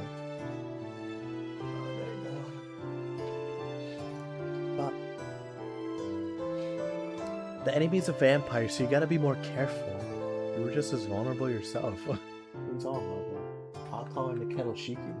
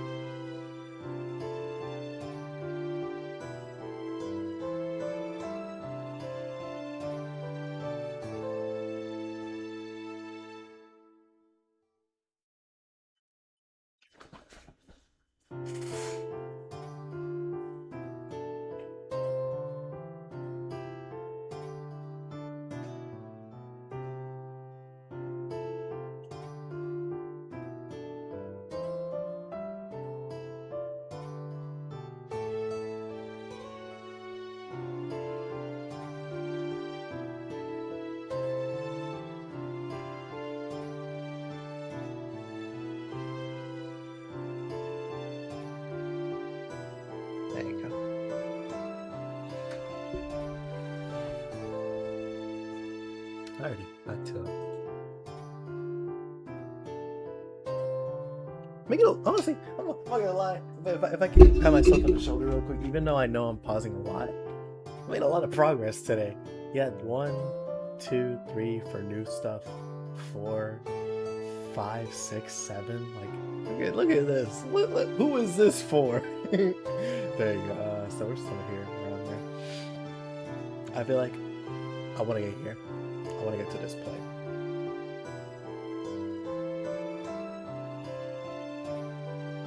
Okay. I killed you once before, remember? Can't guarantee that I won't do it again. Huh? Arku gives a surprised look as if she just realized it. Now that you mention it, you're right. I wonder why I did that. Because she trusts you. I guess I had complete confidence in you since we spoke in the alley. Yeah, you'd be the one betraying her trust, not her being gullible. Well, saying that doesn't make me feel bad for her. Okay, since you trust me so much, I'll try my best. So just keep watch from now on. Oh, so should I just keep watch from now on? Yeah, until sunrise tomorrow. I can't leave the room, so be on guard if someone comes up to this floor. Be on guard, huh? Being on guard is going to do me no good if one of those black dogs from this morning comes for us. I let out a sigh. As expected, this is too heavy a role for me.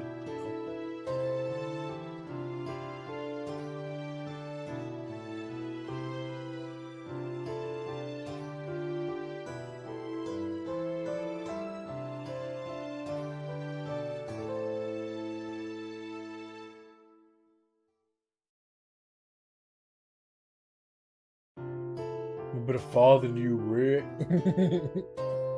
Oh my goodness, that movie is so funny. But a father than you, Rick.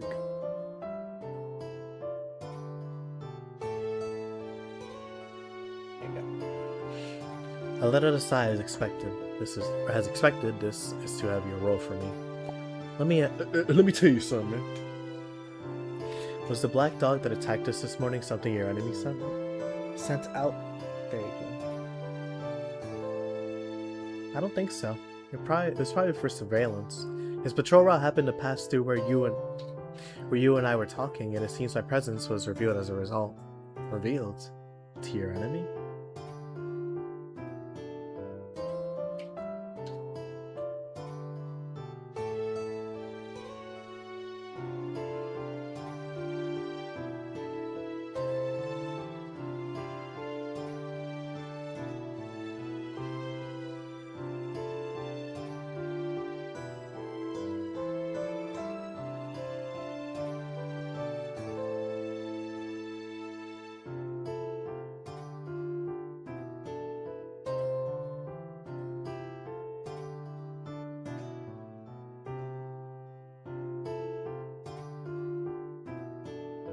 There you go.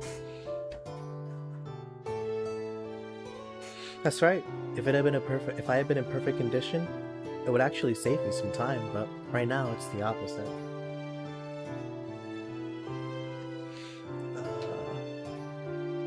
If I were attacked now, I'd be the one annihilated. That's why I have to hide out like this for now until my power returns. Arcuid's enemy, which we now know is Roa and not Nero. In other words, a serial killer who's been causing a stir in this town. A vampire. Arcuid. Roa found the one. Arcuid, I want to ask you something. Let me tell you something. Will you answer my question? I don't mind talking.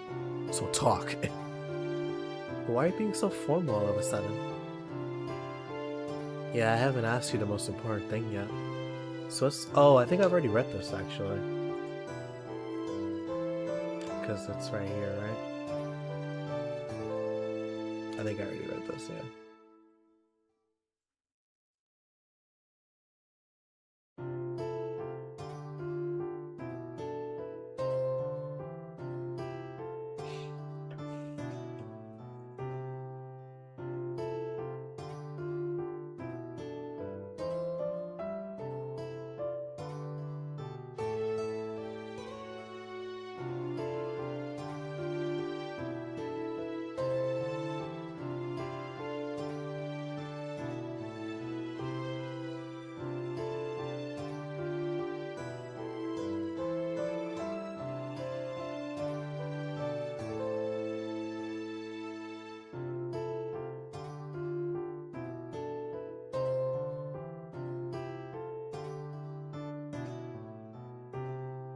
Yeah, I already read this. Yeah, definitely.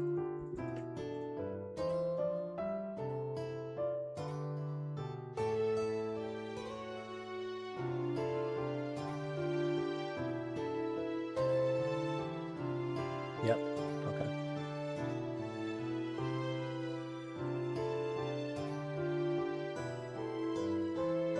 Oh wait, there's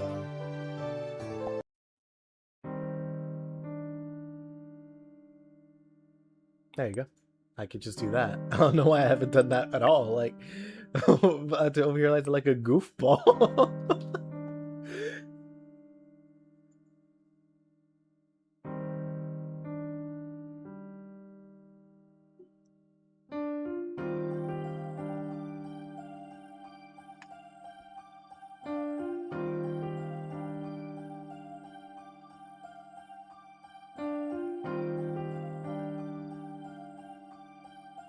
Yeah, it's the same stuff. So I'm gonna go back and because I want the 3. I don't know what it means, but I want the 3. So there you go. And then look at the flow chart. Oh, oh wait. Escape somehow to. I'm gonna try to escape somehow. Yeah, so I can't leave her alone.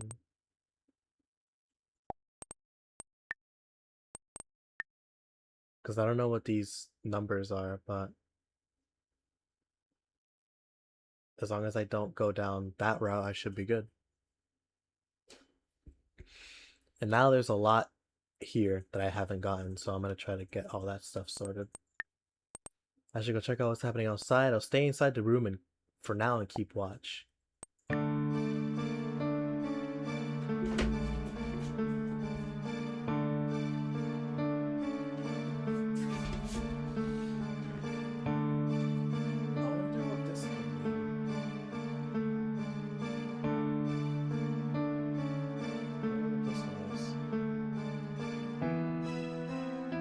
I'll come back to this decision in a second. I gotta see this. Operate. Jeez. No, no, that's the wrong choice. Learn. So can't leave her alone.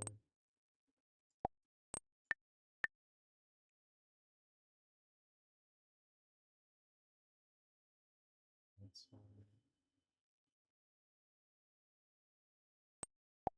Does that change anything? It doesn't. Okay. Well, I mean, I know the 3 is here, so if I need the 3, then I'll just do that later. But there's a dead end anyway, so it doesn't matter. I wonder what this would be, though. Yeah, that actually looked nice.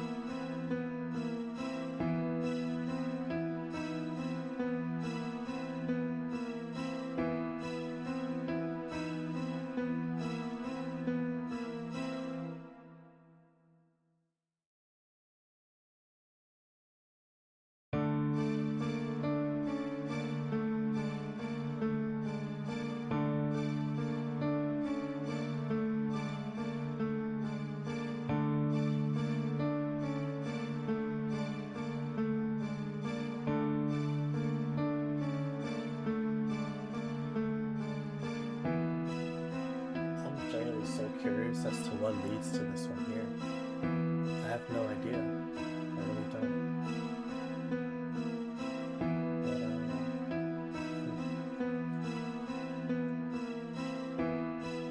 What if it's this one actually? Choose the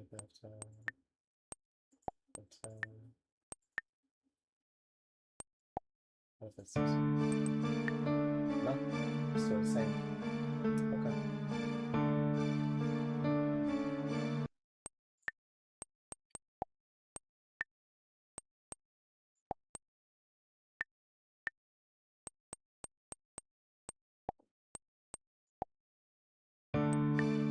This is the same song. Okay.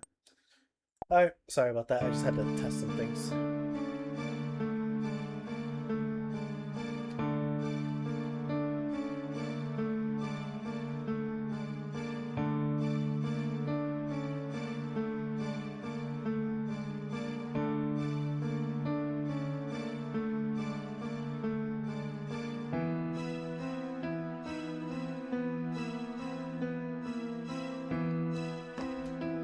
As long as Arca is unable to move, only going outside would be dangerous. Gripping a knife with one hand, excuse me, I hold my breath.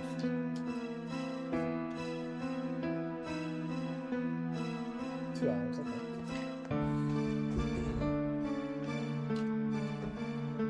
Arca is silent too. Looks like she's being careful of what's... There you go. Being careful of what's around her. The floor is being noisy. The floor below is being noisy. Perhaps the shock woke up the guests and maybe they're complaining to the hotel people. It's still 4 in the morning. Excuse me, it's still 4 in the morning, but the noise is as loud as that of a festival. Even that falls silent a few months later. The noise disappears. A sickening silence. The lights go out. At the same time, the sounds of countless things hang the door. Are you prepared, Shiki? Arcoid whispers in the dark. Prepared for what? I don't even have to ask her.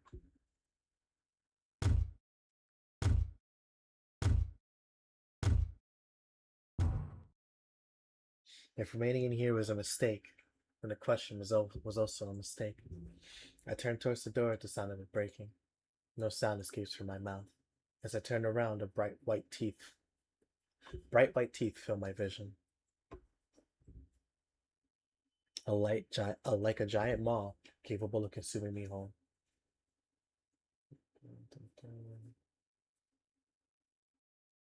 Instead of going for Ciel.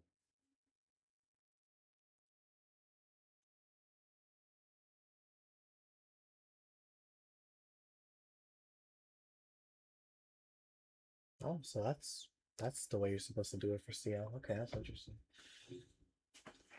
Said I wouldn't use a guide, and I'm not going to. I was just looking at something to see if it changed anything.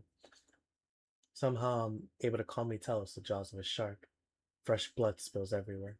With a thump, what remains of my body falls to the floor. What falls is my head. Everything below my face has been consumed in one bite. That was the last scene I ever seen. And that's Ciel. Teach me, Ciel Sensei. Bonjour! This corner is for the unlucky Tenno-kun who easily ended up in a dead end again. It's time for Teach Me, Ciel Sensei. Now, we will start with the second period. This time, we will present the first Shakes and Shivers Animal Land from the series that gives detailed observation of wild animals. Sensei, I have a question before that. The name sounds really stupid. In Japanese, you can read your name as Ciel. Question denied. Now then, Tenno-kun. I think it's good to be prudent, but this time it seems to have backfired. Basically, you are a hero, so a little recklessness will be forgiven. It will be forgiven, but in case with an absurd animal like a shark, I guess you can't do much. You just have to abandon Arcuit this time around. Hey! I don't want to hear that from Ciel. Abandon her. Yeah! No violence. Anyhow, please prepare yourself to explore the hotel alone. Inside, you'll find the whole animal kingdom. As a representative of primates, let's show the beast what we've got. Flowchart, yep. Okay. Back to it, yep. Nope, did it wrong. Back to it. Escape somehow. Escaping. Oh no, I messed that up. Operate. Should be escaping. Back to the hotel. There you go. That should be good.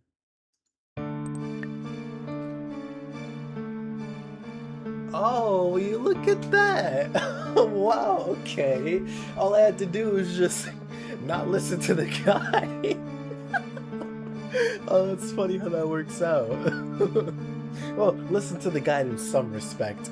If I knew that like I'm supposed to have more hearts than Ciel, or have more Ciel hearts than Arc hearts, then yeah, that makes sense. Okay, I think I'm getting the hang of this now. Where like certain things are dependent on your like affection with certain characters. Which granted, of course, that makes sense. So there's a heart system here, but okay, it's interesting. It's a little calm, you know. I think because of this though, can I do this then without? Yeah, okay, I'll escape somehow. I can't leave her alone. Where's that put me? It puts me at 3 still, right? 4, 5. Now it still mean I have less than 6, yeah.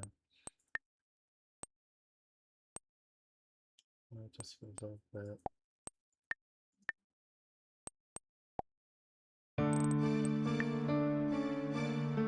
Okay. And yeah, and I still keep. Yeah, okay, then that works perfectly fine then. Because then that gives me the 3. Yeah. I think I optimized it. I think I got it. Alright. I decided what to do from the very beginning. Taking a knife out of my pocket, I walked to the door. And now it's just these ones right here, and that's fine. This one I've already done. Now it's just these ones over here. Okay.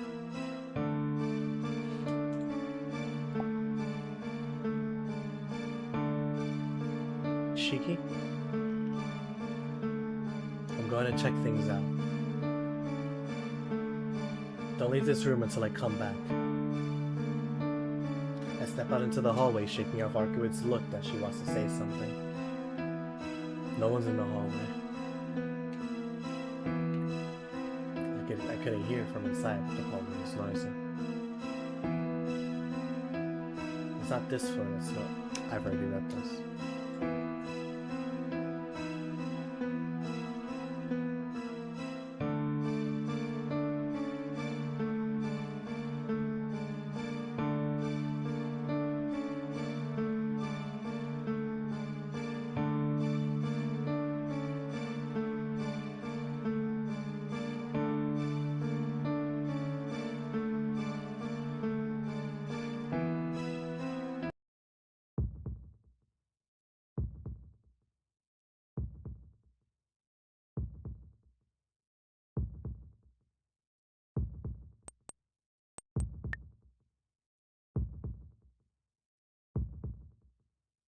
This is definitely different then. Okay, never mind. Then I'll read some of it.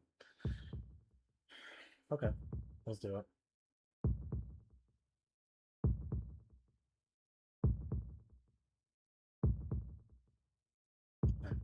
No one's in the hallway. I couldn't hear from inside, but the hallway is noisy. It's not that this floor is noisy, rather the noise is coming from beneath my feet. There's some kind of ruckus on the floor below. I can hear the noise of many people talking. That's odd. It's just past 4 in the morning. Even under the assumption some people have woken up early, it's not normal for this many people to be up this hour. Doesn't look strange so far. I walk down the hallway. The noise from downstairs is like the sound of ocean waves. Noisy, and yet still very solitary and inactive. My fingers gripping the knife feel numb. The chill runs over the back of my neck. There's something near my temple. Pain emerges from the back of my eyes. Enduring it, I walk down the hallway.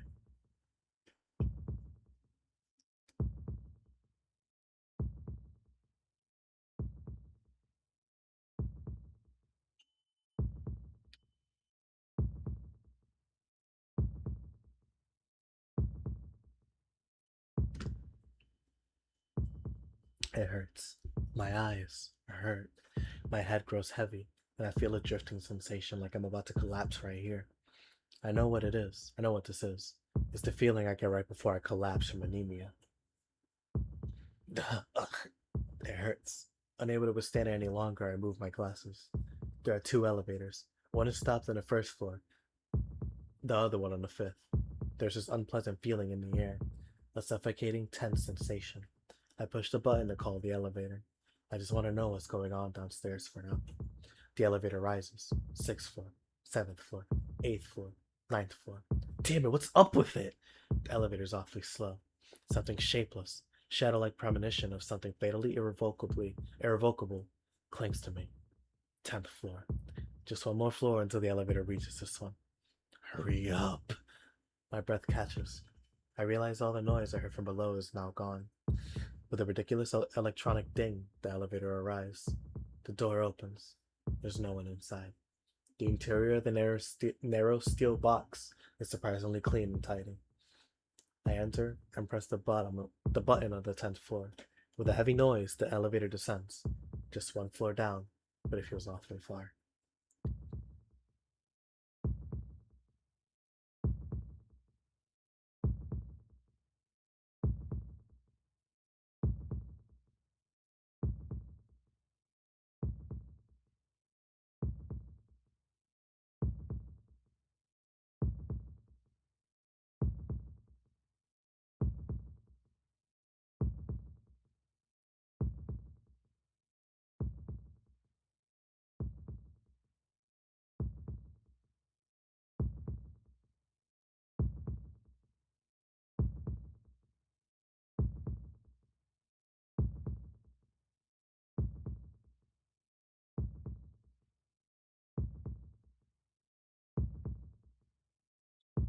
There you go.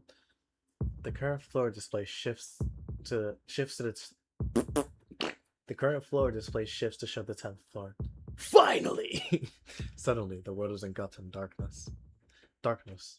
Total darkness. Pitch black, utterly without light. In that, all I can see is the faint glimmer of the lines of death.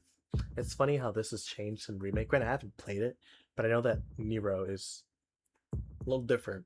A little different in Remake, so this is interesting how this plays out. Why? My breath freezes in my throat.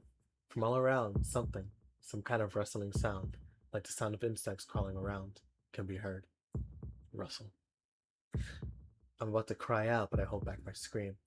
First, I gotta examine the situation, just like Sensei taught me long ago, and then think carefully. Taking a huge breath, I manage to calm my thoughts. I see a blackout, but a hotel like this should have a backup generator for occasions like this. Something must be wrong with the cables, even if even that's not working.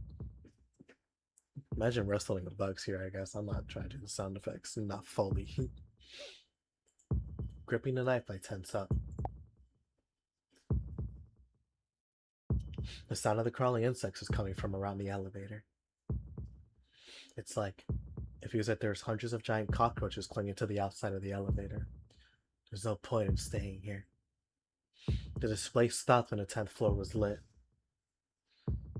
That means that that means if I open the door I should be at the 10th floor. Guess I'll cut it.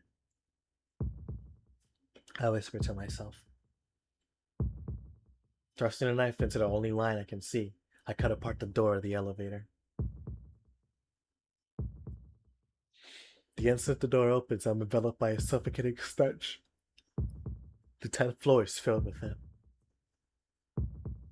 It's so thick just breathing it is enough to clog my airways.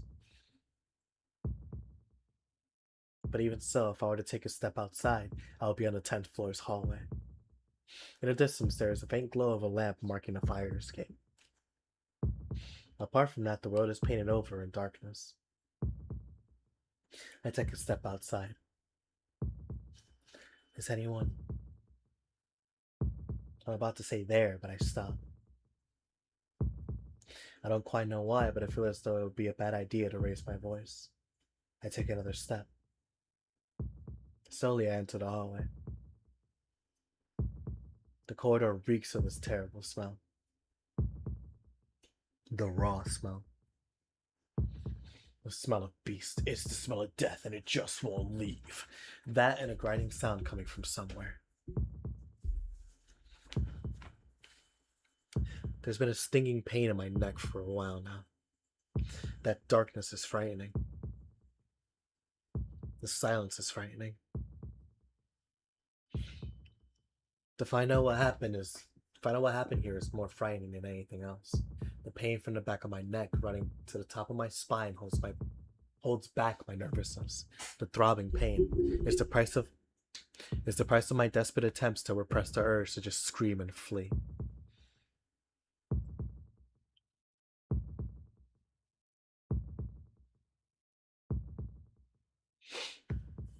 My breathing goes wild.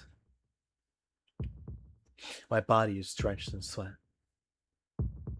Knife in hand, I'm unable to take another step. I have the feeling that if I were to move even a little, I would see something unimaginably horrible. But I'll really be in trouble if I don't get back upstairs. To stay on this floor is worse. It feels like each second passing is like grinding a year off of my life. That's how fast I feel death closing in on me. My breath comes quicker and heavier. Fortunately, I can see where the fire escape is, thanks to the lamp. It's down the end of the hallway. If I can reach that green emergency light, I can go back upstairs. Gripping a knife, I set off down the dark hallway. Splash. I can hear something from beneath my feet. It's blood. It's definitely blood. I guess the hallway is soaked in water. Yeah, man, sure. In addition, my feet keep bumping into things as I walk. Even so, I stay silent. Bearing with the terrible stench smothering me, I head for the emergency light. Only a few meters to go. Then I see something squirming beneath the emergency light. Huh? I break my silence. A squishing, lukewarm sound. A dry, grinding sound. The wild panting breath of beasts. Under the green light of the fire escape, all sorts of animals are swarming around some human-shaped object. I can't tell what sorts of animals are eating it. The hallway is dark and the emergency light is too weak. That's why all I can gather is this image. Numerous cockroaches are devouring a human corpse while emitting a laughing, buzzing sound. That's the only way I can make sense of this nightmare. There's a noise coming from the direction of the elevator. I turn around. Perhaps it's because my eyes have adjusted to the darkness. Or maybe it's thanks to the light from the fire escape. But I now see exactly what sort of condition the hallway I just passed through is in. The hallway is a sea of red.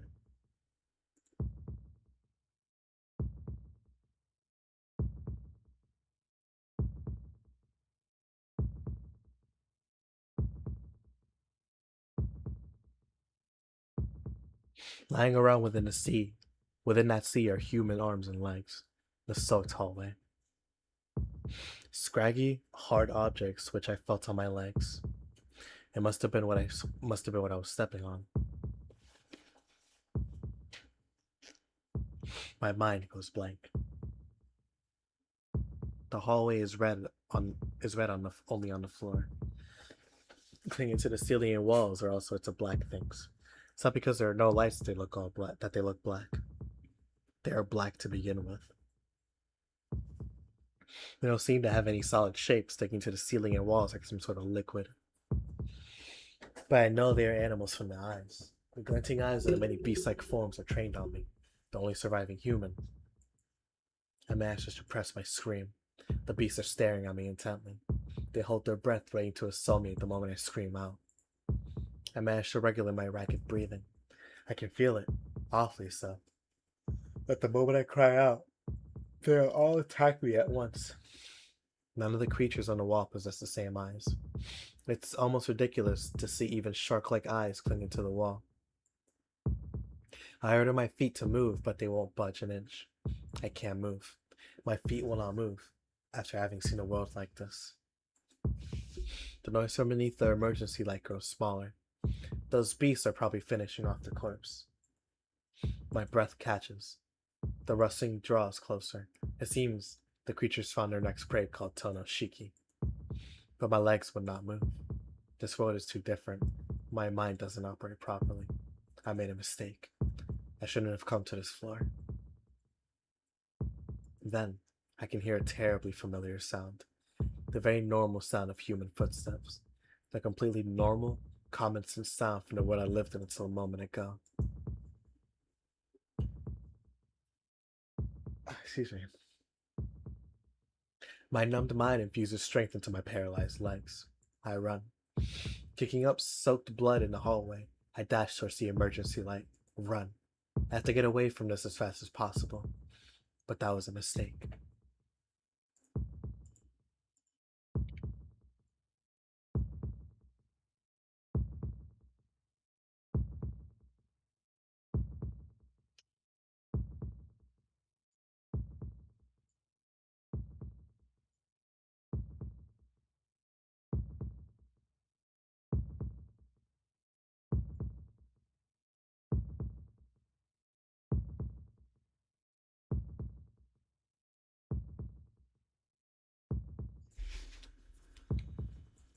There you go. But that was a mistake. Reacting to my dash, the black things sling into the wall and ceilings crash after me like a wave. I dash towards the stairs with everything I have. But the black wave is so many times faster than I am, and in an instant my body is not consumed. Squeak. Squeak. Yeah. With a cry, the black wave halts before my eyes. I don't get it. I don't get it, but this is probably my last chance. I run. I run towards the stairs. Instead of running towards me, the beasts beneath the emergency light are heading towards the elevator I was just in, towards the sound of the footsteps. Ahead of the animals, I can hear what sounds like a kitchen knife slicing vegetables. Something, a human silhouette is slashing the black animals. But I don't have time to discern its identity. Using my hands and feet, I rush up the stairs like a dog. I climb up back to the 11th floor. The surroundings are still pitch black, but here, there's no trace of that stench. The raw stench of beast's blood and entrails. I manage to get up, and tracing along the wall, I walk back towards Arkwood's room. Nothing different from last time. The lights come back on. The floor is still as it was before. Only thing that's different is me, splattered here and there in human blood. My pants are completely red, as if they'd been crimson to begin with. Red flecks all over me. My arm, chest, and even my face. That's how I was. I should have realized it when I was in front of the elevator, the moment the noises from downstairs ceased. At that point, there was no longer anyone else still alive. What was that? What was that just now? A sea of blood. If the floor below this one was like that, what were the other floors like? What was that scene of carnage? What was that scene of hell?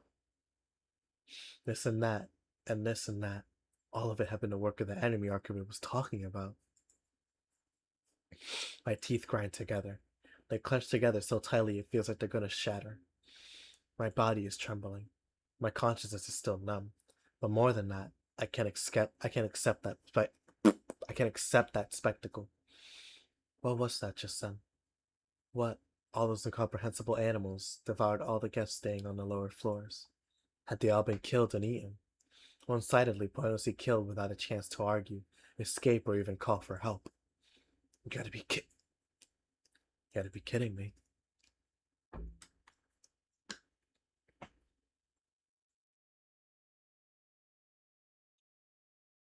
I clenched the knife tightly, and then, with a cheerful electronic ding, the elevator which stopped on the 10th floor reaches this one. I turn back to face the elevator, now about 10 meters down the hall. The door opens. Within are two black dogs. I see. You guys came after me. I gripped the knife with both hands. The black dogs burst from the elevator. They break into a run, a course towards me, the last prey. Yeah, I can. This is definitely different. Definitely different. I don't think that was here last time.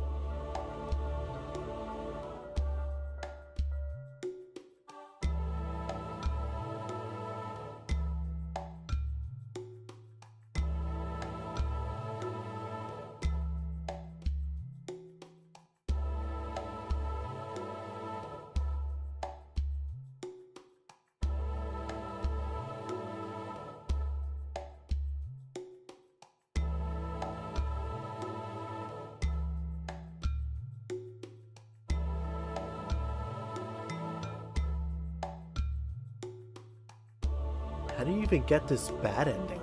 What do you have to do to get this?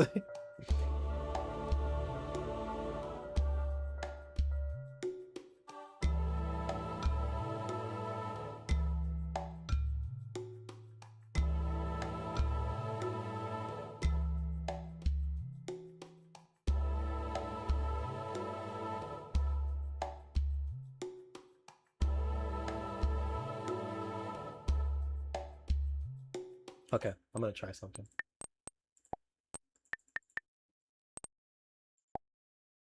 Oh, wrong one.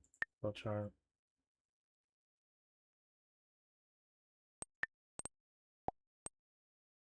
I press it again. I'm hilarious. I'm such a goofball. What am I doing? What?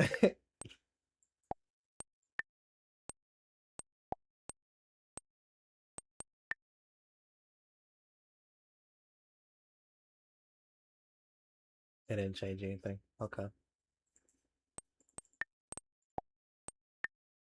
Oh, that didn't change anything either.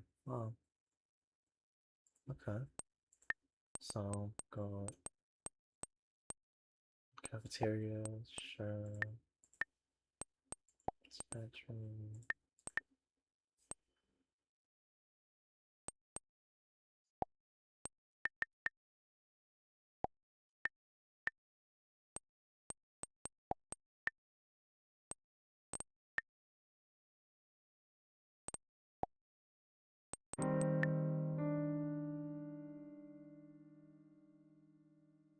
Oh, okay. What if I cooperate?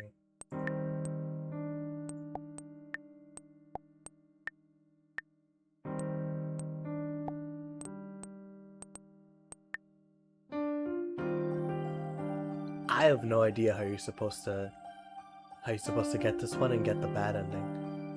That literally makes no sense as to how you're supposed to get this bad ending here. I don't understand it. But oh wait, there you go. It's tea ceremony room, skip, bad dream, skip, skip. I gotta get 3, right? Gotta get 3. Yep, so escape somehow, skip, skip. Can leave her alone, skip. Movement, skip.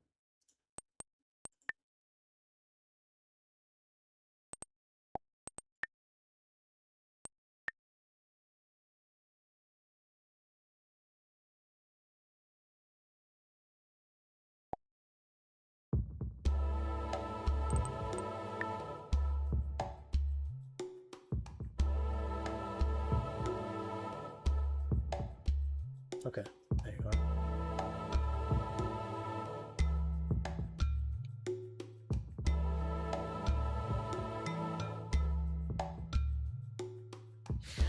So if I remember, this is the same.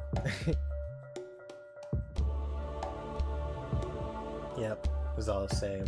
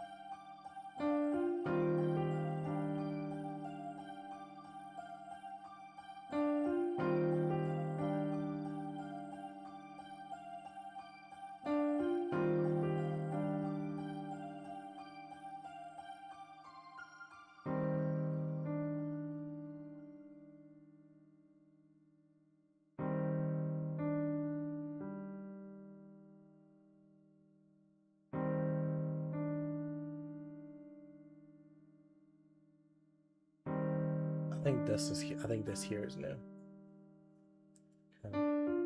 Shiki! I can hear her voice, but I can't hear her very well. Not very impressive for a guard dog of yours. The man's voice. I can't believe a vampire named Nero Chaos will play such trivial games. It's like a poorly scripted nightmare, Nero Chaos. Artgood's voice. I feel the same. To catch one of the surviving true ancestors, I never dreamed I would be part of such a foolish festival. This is a nightmare for me too. The man's deep voice. What is the meaning of this? I've heard that the previous executor couldn't let even scratch you. What kind of mistake is this? Right now, your presence is exceedingly weak, even weaker than a mere member of the dead. Were you attacked by the church before I arrived, Arkwood Broomstone? I can't hear Arkwood's voice.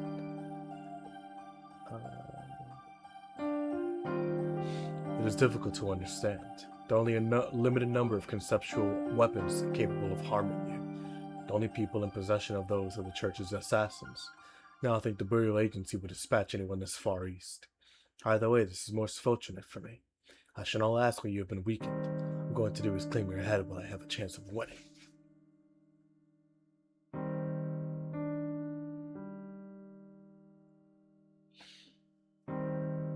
There you go.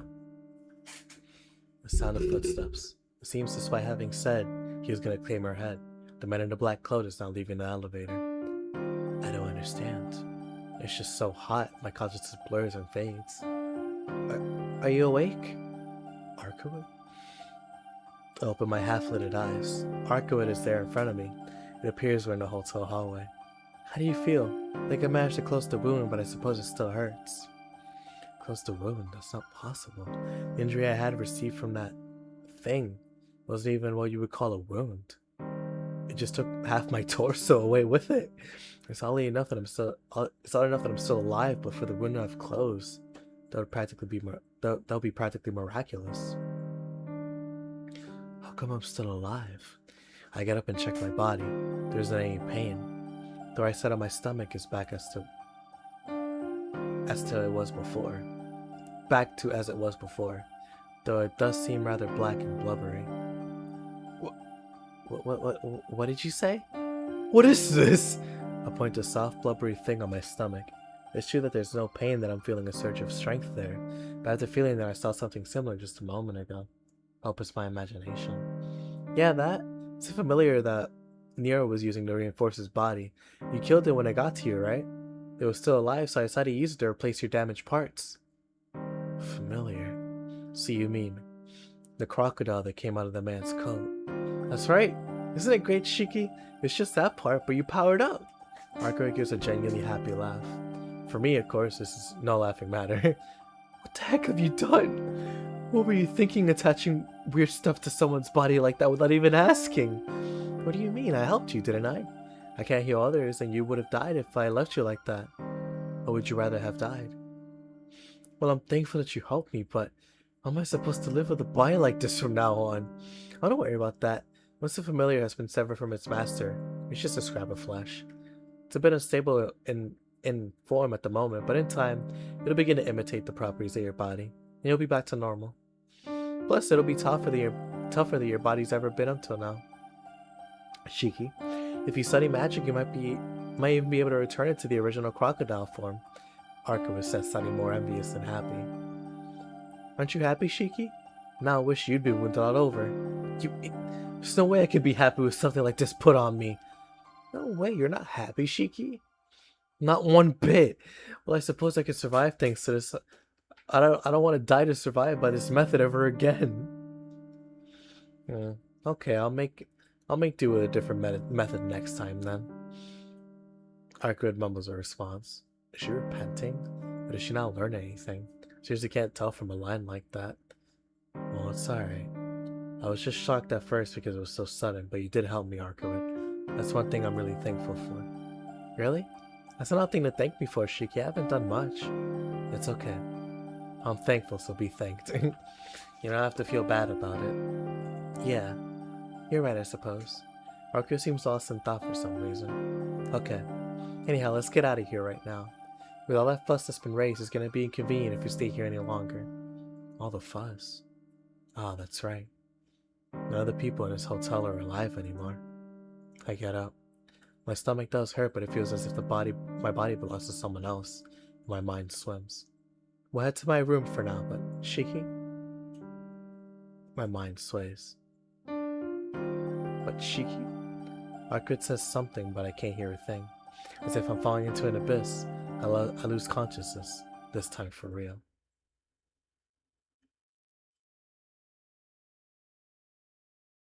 The Black Beast too.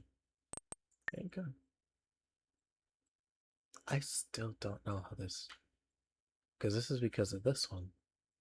But how do I get only that one?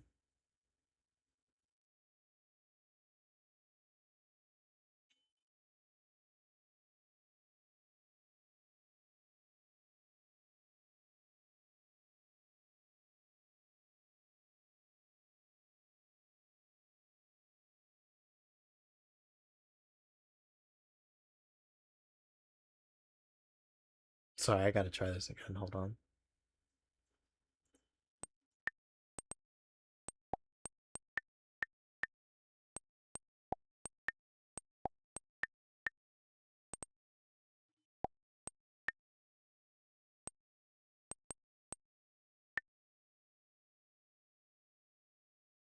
Yeah, that changes nothing.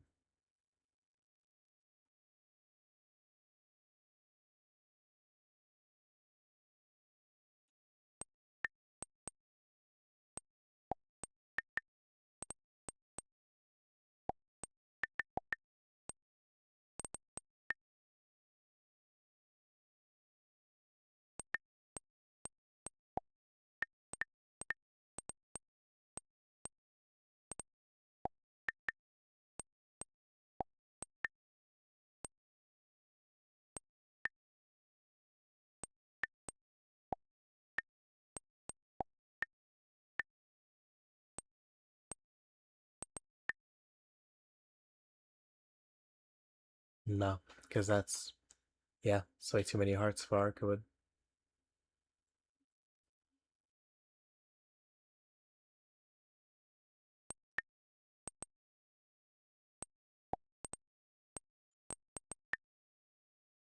Yeah, because you look at it like this, but then I can't do that, right? So let's do this one instead.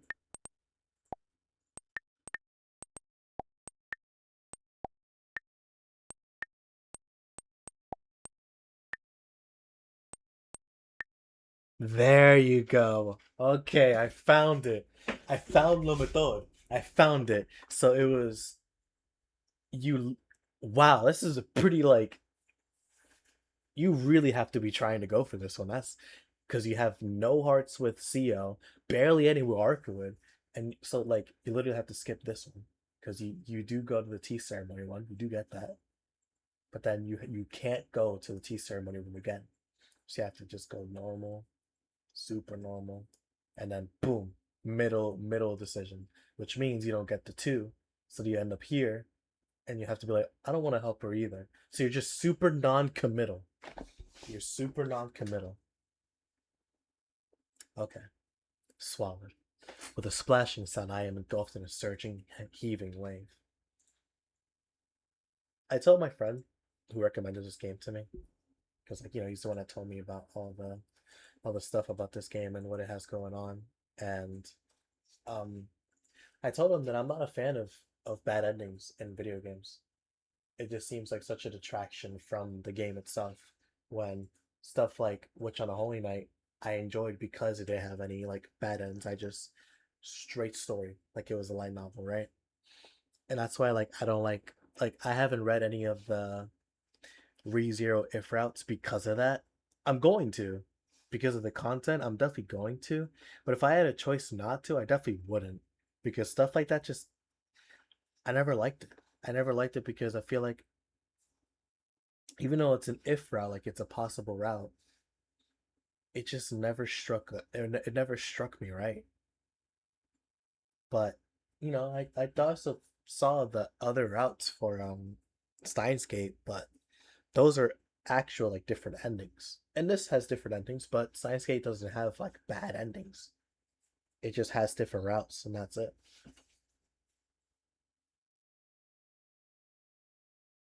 Well, that has some bad endings, but I say all that to say that now that I'm actually playing the game and I'm trying to find out how to get those bad endings, because for some reason I just want to get like all the nodes in every route because I want to see everything. I want to see what the game has to tell because if it's important story, I want to see it. And so far, this stream has been a lot of that, just like trying to figure out what to do. It's been a lot of fun. I can't lie. It's been a lot of fun. An oppressive invasion. It violates, assaults, and dissolves. Flesh, spirit, soul, all disappearing. I am not killed. It's more accurate to say that I've been melted and absorbed as part of this black wave. I observe the me that is I observe the I observe the me that is me disappear in the black wave. Wow, like that's such a niche bad end to get. Like that's insane. Ah. What on earth were you doing, Tanaka? I never thought you would come to the rare third period lesson. The second shakes and shivers Animal Land. Well, Tanaka, unfortunately I'll have to ask for a makeup. It seems you have drifted through every day without paying any particular attention to Arcuid, Ciel-san, or Akiho-san. To tell the truth, that is the most important part of Ciel-san's round. But the fact that you still died means you have not received a charm from a certain person. The moral of the story is you should pay more attention towards your senpai at school. First, go to the tea ceremony room after class. Second, you should honestly recognize the mistakes you have made. If you keep the above in mind, you should have no problems with the exam. That's all for the third period lesson. Please try hard so you won't end up here again next time. Yeah, like even the game recognizes that, hey, like what you did was really difficult to find. I don't know how you did it, but you did. There you go. This one I got normally. The rest I found by accident. So 1, 2, 3.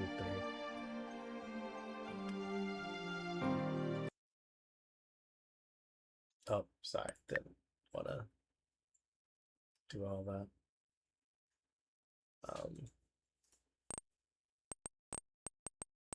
Title. Yeah. No. Title.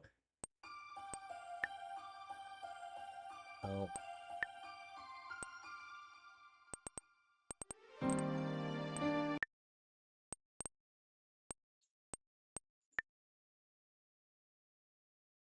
Okay. Yep. Tea ceremony room. Skip. It's a bad dream. Skip, skip, skip. Then I'm going for 3 here, so escape somehow. And then I can't leave her alone. Skip. Fine. Skip, skip.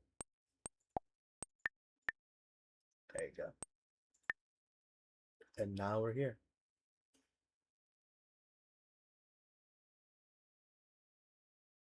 Wow. What a stream, huh?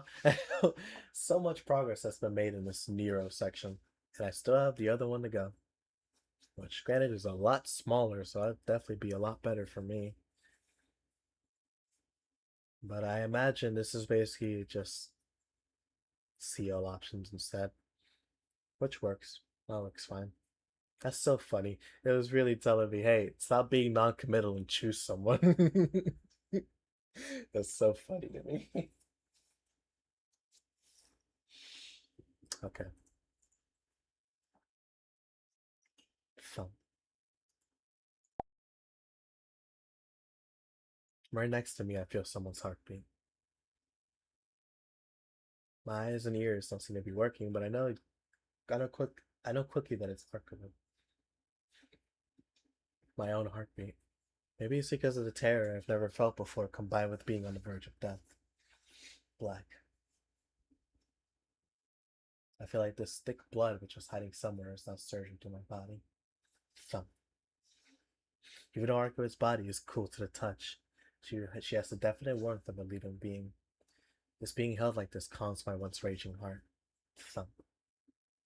My heartbeat. My heartbeat stronger. My blood containing a strong will that seems to not be mine circulates through my body. But that's odd. How can blood that's not mine stay hidden within me for so long? Investigators believe the cause of Takeda Yuichi's motorcycle accident was a malfunction in a brake pedal which occurred while he was descending a steep hill. Fortunately, no one was killed in the accident. The newscaster's voice flows from the speaker. That voice wakes me from my slumber. Where am I? A large room I don't recognize. Huh? Is this? I take that back. I do recognize this place.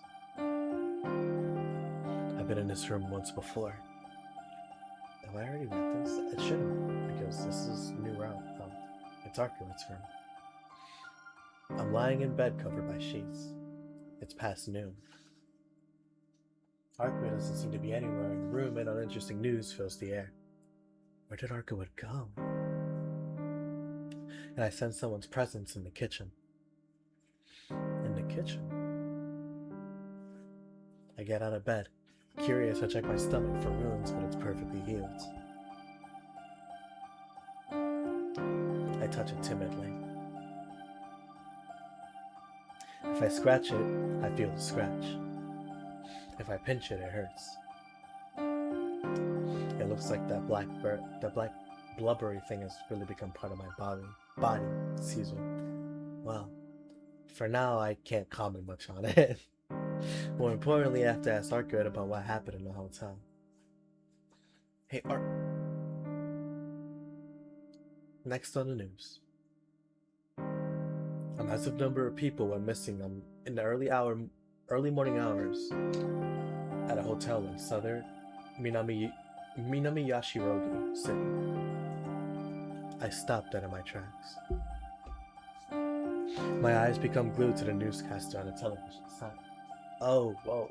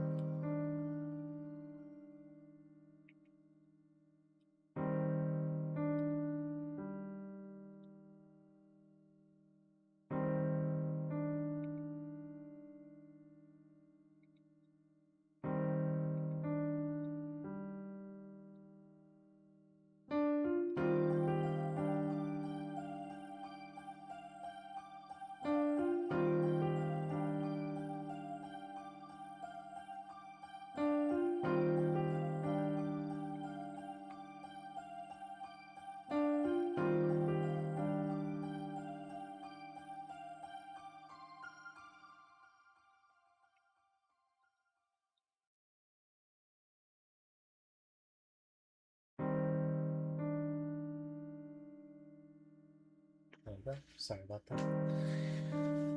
100 people. Whoa.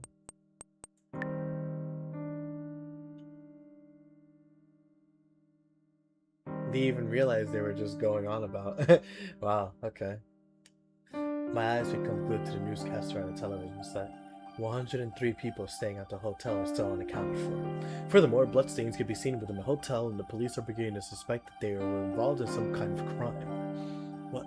What are you saying? Bloodstains? It wasn't something that small and cute. The newscaster reads off the script with a disinterested tone. The screen switches to the scene of the hotel I stayed at earlier, and then a listing of the names of 103 missing people. Of course, neither my nor Arkuit's names are on the list. I think I already read this, but I'm already here, so. Furthermore, a large amount of wild animal hair was found in the hotel.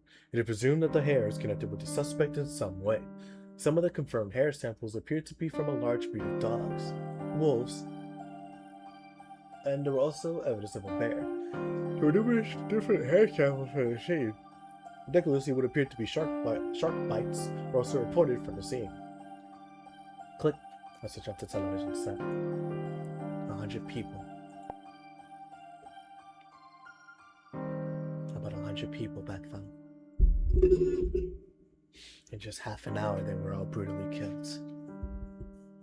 Bloodstains. Unaccounted for. How can you say that when you have that much information?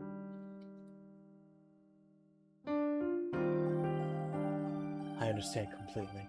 Everyone staying in the hotel was killed by those incomprehensible beasts and devoured without a trace. I resist the urge to throw up.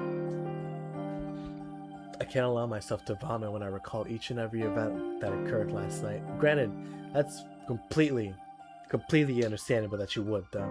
Such a petty sympathy would send me lower than a pig. For me, the only one who escaped death in that hotel won't allow anything else other than hatred for the one behind it. Oh, wow. 100 people. 100 people. killed without even leaving their bodies behind. Only blood. The face of the man in the black coat surfaces in my memory. I don't know who he is. But it's no mistake to think that he's behind everything that happened. Is my heart still numb? Right now, hatred wins out over fear and disgust. Or maybe, even the feelings whirling around inside my chest are just another kind of fear. That's just ridiculous. I grit my teeth. I don't know if it's regret or fear, or maybe an unpleasant revulsion. But just recalling the face of the man in a black coat makes me want to break something. It irritates me. You awake, Shiki?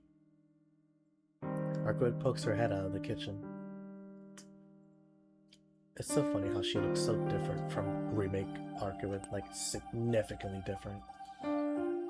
Oh, what is it? Making such a scary face, did something happen? Arkwood speaks slightly as if nothing happened at all.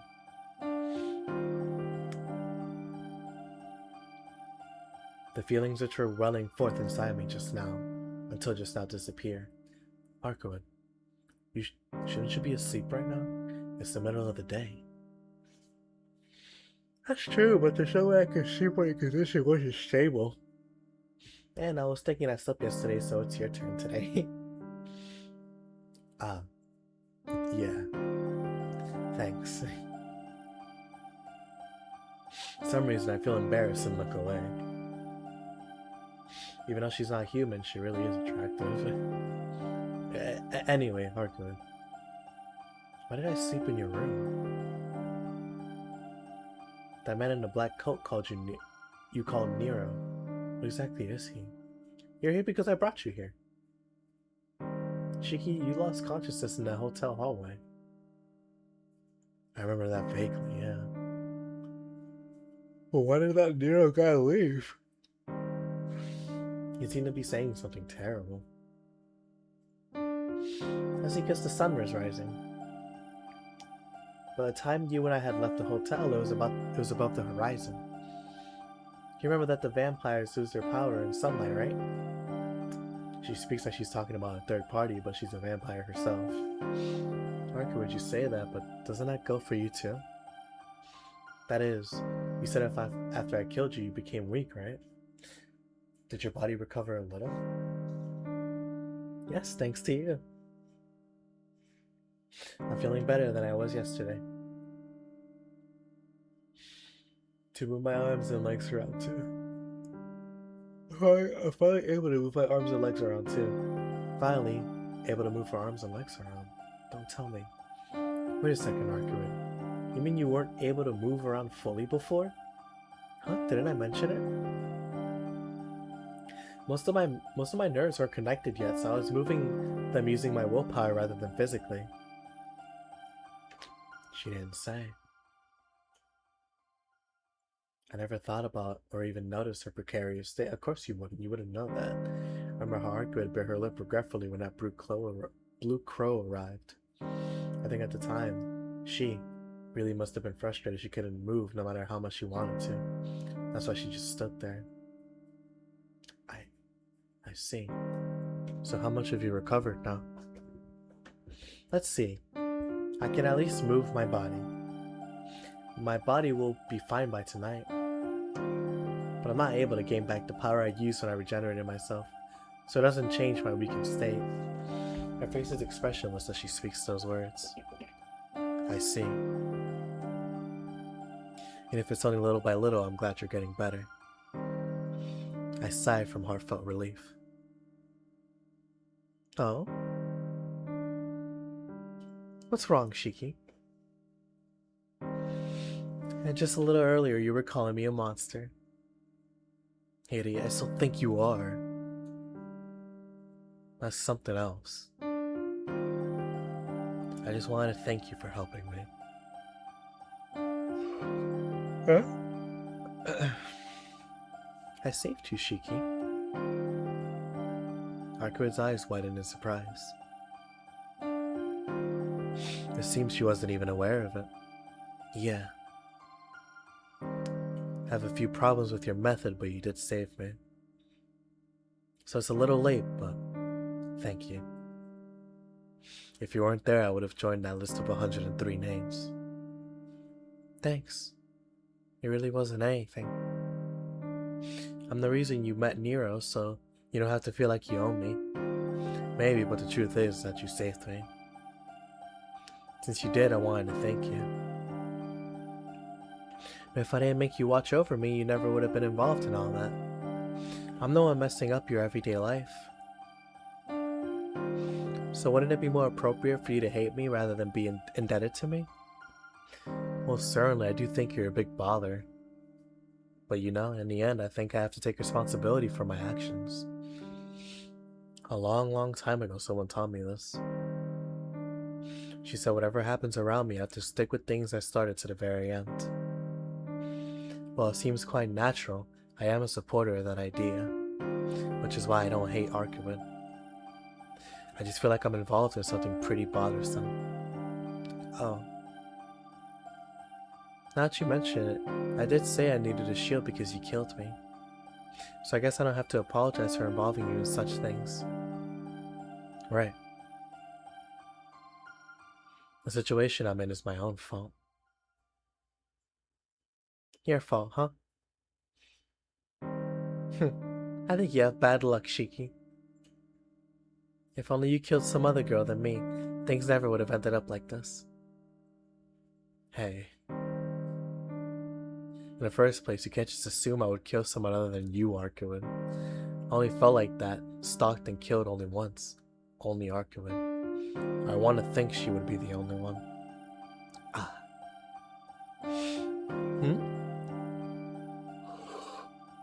Do you remember something you forgot? No, that's not it. I never really thought about it before, but I just wondered why I wanted to kill you. Arcuin frowns as she looks at me. Well, it's a natural reaction. Why would you talk about that in front of her? I, the one who killed Arcuin, is saying that he doesn't know why he killed her. There's no reason at all, right? Because you're just a born killer, Shiki. Huh? Hold on. What did this woman just say about me? You seem really used to it when you attacked me. You rang the doorbell, put your hand to the door as it opened, and while I was still off guard with what was it? It entered. While I was still off guard with surprise, you killed me with your first strike and just finished off by slicing me into pieces. Yeah, your surprise attack was perfect. How perfect was it? How perfect was it? A painting of you from the time would have been an unparalleled masterpiece. That's how perfect it was. But no matter how superb a killer, no matter how excellent your technique, the victim this time was a poor choice. I don't know how many people you killed until now, but I think it was time for you to be caught when you chose me as your prey. Huh? What's with that scary face all of a sudden? If you want to say something, it's better just say it. We never held anything back between us, right? That may be true. I nod and motion to come near with I nod and motion her to come near me with my hands. A secret? Arcuin approaches excitedly. Aw.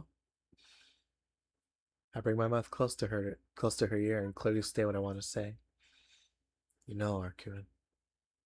Yeah? What? Okay. Ready. That's not it at all, you idiot! Idiot, idiot, idiot. My shout echoes through the room. I strike her eardrums with full power, not holding back one bit. Owie! Arcuin exaggeratedly covers her ears. I'm ticked off now. What are you doing all of a sudden, Shiki? I'm the one who should be angry. I'm the one who should be angry. I was wondering why you were asking me all those impossible things, but now I understand. Huh? Understand what? About you asking me to be a shield against a monster watching over you because you think I'm some crazy killer. Jeez, you're unbelievably mistaken. You thought so highly of me because of that. Look, I'll tell you right now. I'm not a killer or a homicidal maniac. Yeah. You were the first person I killed. Haku's mouth hangs open. Damn it, she really does seem totally surprised. No way. It was your first time, yet you were that skilled? Yeah. Certainly I do have the strange eyes, but I still lived an honest life. I never even thought once of using those lines to kill people. But then, why did you kill me? You never even saw me before. I don't know why either. I just became so fixated when I saw you on the street. When I came to, I had already sliced you into pieces.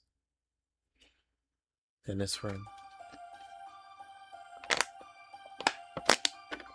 Without reason, without purpose. I see. Yeah, I see. I don't have any right to be angry at Arkuin. Even if she's alive right now and isn't human. The truth is, I killed her with my own hands. Why are you all quiet again? What do you mean, Shiki? I'm sorry, I have to apologize. Why did I conveniently forget such an important thing? Sorry. I'm sorry, Arkuin. Tonoshiki killed you. More than anything else, I should have apologized for that from the very beginning. There really is something wrong with me. It's only natural she mistook me for a killer. Because I don't even understand that impulse myself. So maybe Tonoshiki might be a real killer. The reality is I killed you. So I have to accept my sin and punishment. A killer like me can't mix in with the rest of society. Not realizing such an important thing until now is just too cowardly. No matter what Arcu it is, I am someone who kills for no reason. I see. You really don't understand why yourself, Shiki. I nod silently. You don't feel any enjoyment either, right? Yes, certainly there are those killers from whom killing is like breathing, but you really are normal, Shiki. That's right. At least I try to be. No, you are incredibly normal. Now it's the only one who you wanted to kill? Yeah. Other than you, I never felt like that before. I see. And there's no problem. You're not a killer, Shiki. She says this lightly, almost dismissively. I don't think you have to receive any punishment. By chance, I was the one you wanted to kill, and worse, you were equipped with this unparalleled killing technique. But luckily, I am a vampire, so no one died, right? So you don't need to be troubled so much. I don't think you have to worry about those morals of human society. Right now, the only ones who can condemn you are me, the victim, and you, yourself. That may be so, but it doesn't change the fact that I killed you. Right. If there's no punishment, the sin will never disappear. Of course. Even now I still resent it, so it would be troubling if you just forgot. But you know, Shiki? If you feel that way and will always regret it, I don't think there'll be a problem. But that's just sugarcoating it. Shiki. There really are people who will not sell their souls to the devil even if they hated the world. Like, someone so honest they could apologize to a vampire. So I think it's alright. Oh, that smells so sweet. No matter what people say and no matter how much you say you're not, you can still stay in the world you want to live in. I'm speechless. How can you smile and say that to the person who killed you? Arkuin. Come on, You have a much more troublesome problem to worry about. Now that you're up, Shiki, I want to continue our conversation from before. That's right.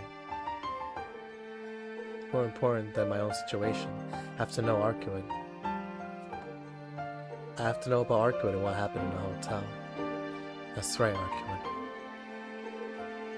Can I ask about the hotel from yesterday? Fine, but we don't have to stay standing.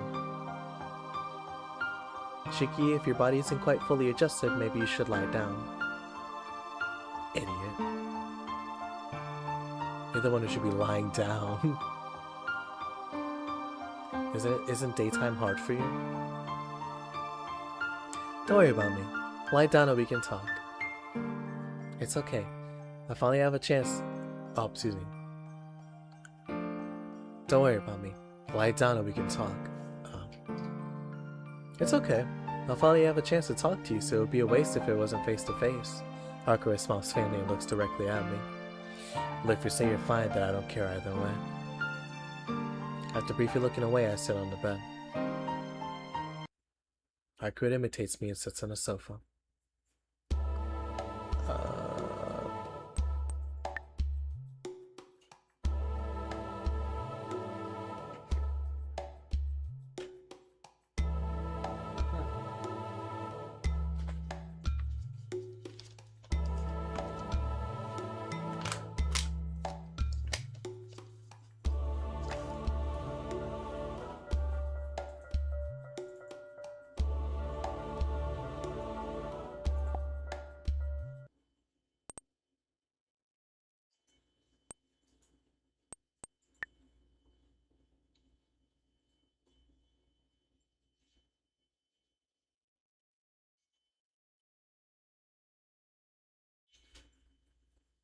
Okay, let's see.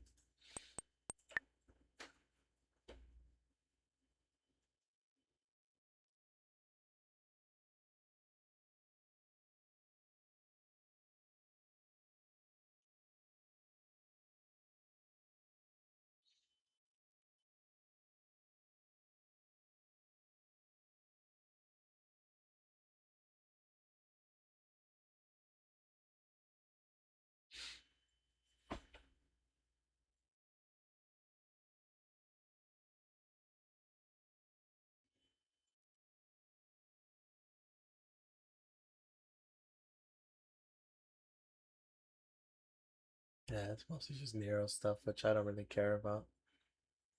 Uh, yep, there you go.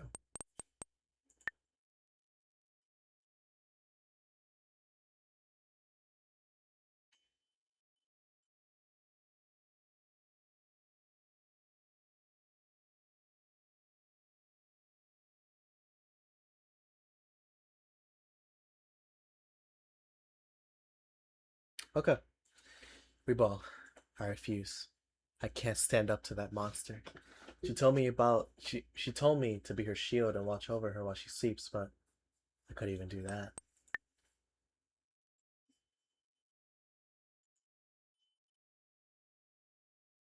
But I couldn't even do that well. Even if I were to fight with her. There you go. 3 hours. Okay. Right now the goal is to get to this split here. Because I imagine this is where CO route fully becomes its own route. This I can do some other time. I can take care of this at a later date.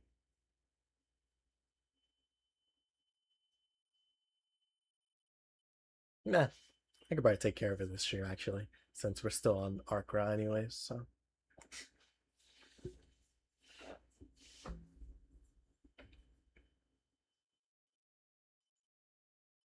there you go. Even if I were to fight with her, I'd probably just get in the way. Arcwood, sorry, but I can't. He's too different. Even if I fought him, I wouldn't be able to scratch him. What? Really? I'm not sure where she gets that from, but she tilts her head as if doubting me. I'm glad you think so highly of me, but I can't do it. My promise was just for me to watch over you for one night. I don't want to have anything more to do with that monster. It may be too late. Nero met you. Even if you were no longer with me, I don't think he would leave you alone. She speaks slightly as if discussing some third party. What? Oh. I blurt out, and then I understand. The vampire Nero is the one killing people in this town. There's no reason for him to leave me alone once I saw his face. But I am faster than Nero. He cannot move during the day, and you're right in front of me, so it's overwhelmingly in my favor. What do you mean?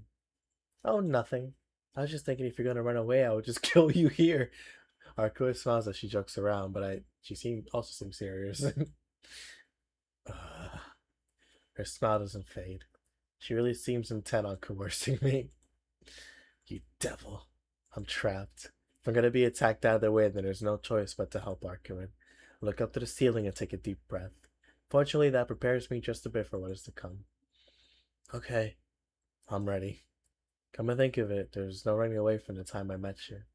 Coming this far, I guess I have no choice but to go all the way. Well, that was quick. Alright. Word.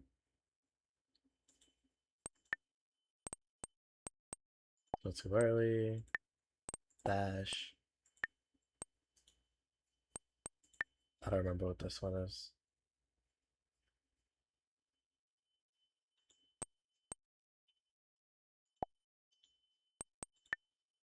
Yeah, this is new. I'll bear for now. Even if I recklessly attack Nero, these beasts are getting in the way. For now, I have to bear them and wait for an opening. Duh! I get struck in the back of the head. Did one of the black dogs just ram me with its head? Anyhow, my spine creaks, and I can't breathe. Duh! Both of my thighs are punctured by canine teeth. I pierced their foreheads audibly with my knife. The two dogs dissolve like mud, while leaving only burning pain behind my legs. The beasts are not uncontrolled. Even though they could pick me apart in a single red instant if they wanted to, they circle themselves around me and come to feed one at a time. No. There's no opening at all. My body collapses. Not even being able to breathe properly, not even being able to stand from the pain in my legs. I fall flat on my back. I am quite the fastidious person. Rest assured, there will not even be one of your cells left. I hear a voice. Same time a black dome marches over me.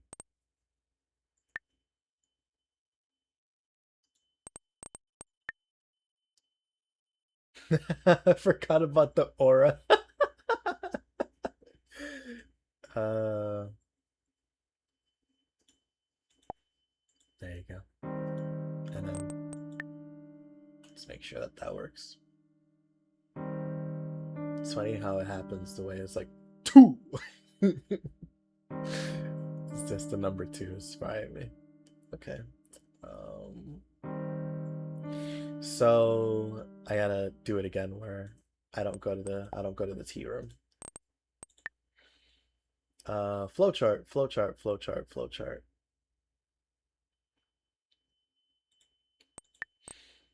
Classroom, skip, skip. Just a bad dream, skip, skip. Mansion, skip, skip, skip.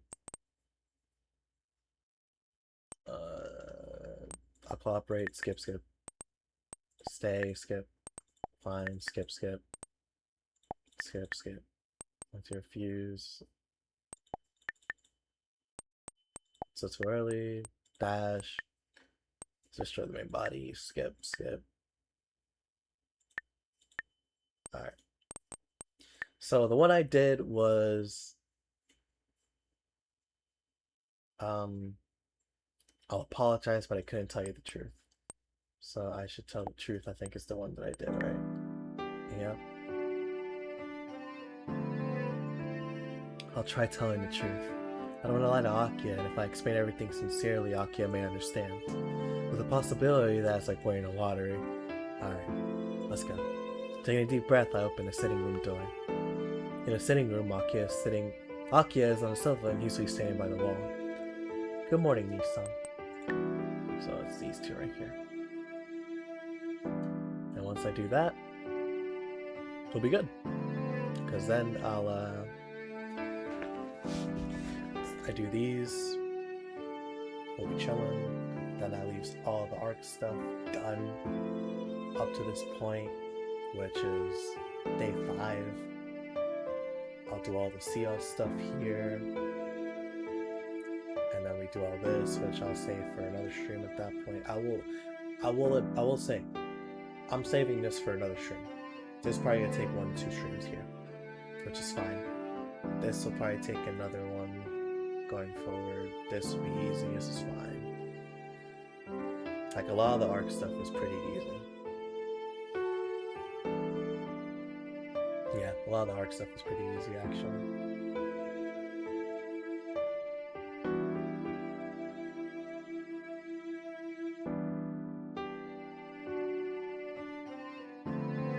Okay, yeah, we can ball out. Her gaze is telling me I'm angry. Yo, morning, Akiha. And a fine person is strong. I give a cheerful greeting to Akiha's bullying gaze. She might be confused if I cheer for this as she just stares at me. Nissan, let's dispense with the greetings. Please sit here. I wish to speak with you. Sure. Let's keep it short, though. I solemnly and calmly sit down on a sofa across from Akiha.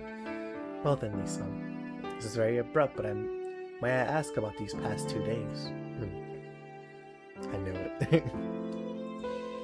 Since I left the house for 2 days, there's no excuse. Time to honestly tell her about argument in these past 2 days. About that, Akiha. Yes, what is it, Nissan? These past 2 days I was hunting a vampire. You know about the recent killings, right? They were the work of a vampire, so I helped a good vampire I met recently.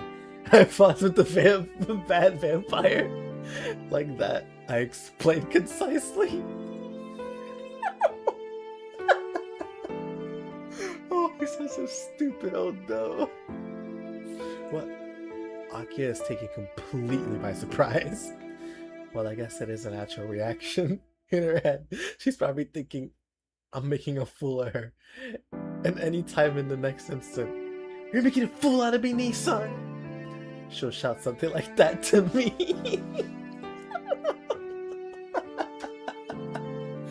Huh? She seems upset, but she doesn't say anything. Akiha? Nissan, is this some sort of bad joke? It definitely doesn't help the way he explained it was terrible. Tell him I helped a good vampire defeat the bad one. Like, sure, man, sure. If that's how we ball and all that.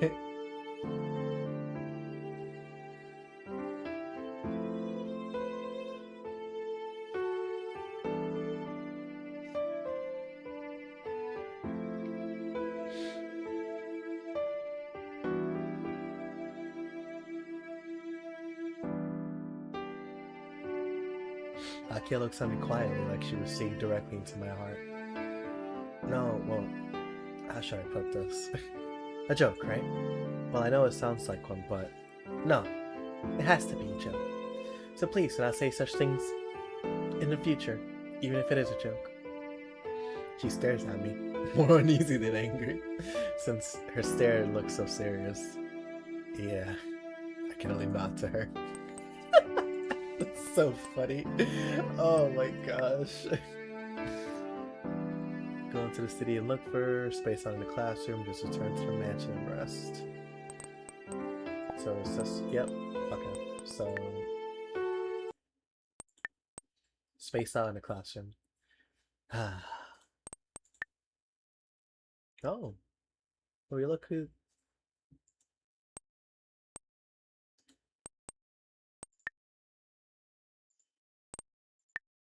Yeah, like, see how it is. I don't feel like going back to the mansion, so I kill time spacing out in the classroom. Outside, the sun is setting. I can hear the voices of those practicing in athletic clubs. I'm quite comfortable with sitting at my desk peacefully. Probably because yesterday and the day before we were out of some extraordinary worlds. And then, good. I see you're still here, Tanaka. Senpai's face suddenly comes into view. Hmm? Senpai, what makes you come down to a second-year classroom? Is there something you had in mind?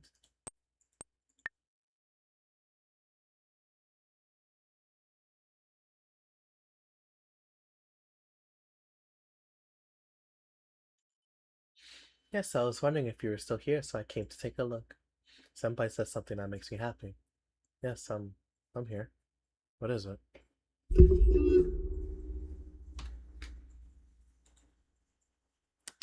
Yep, that's me. There's something I forgot to say during lunch. I was thinking of waiting until tomorrow, but I thought I should just say it as soon as possible. Hmm? Something you forgot to say? Yes. Tono-kun. You seem to be going out at night lately, so I wanted to warn you. There are a lot of dangerous things going on, so you shouldn't stay out too late. Um, well, how does Senpai know that? Do I look pale from a lack of sleep? Or maybe she saw me walking around at night.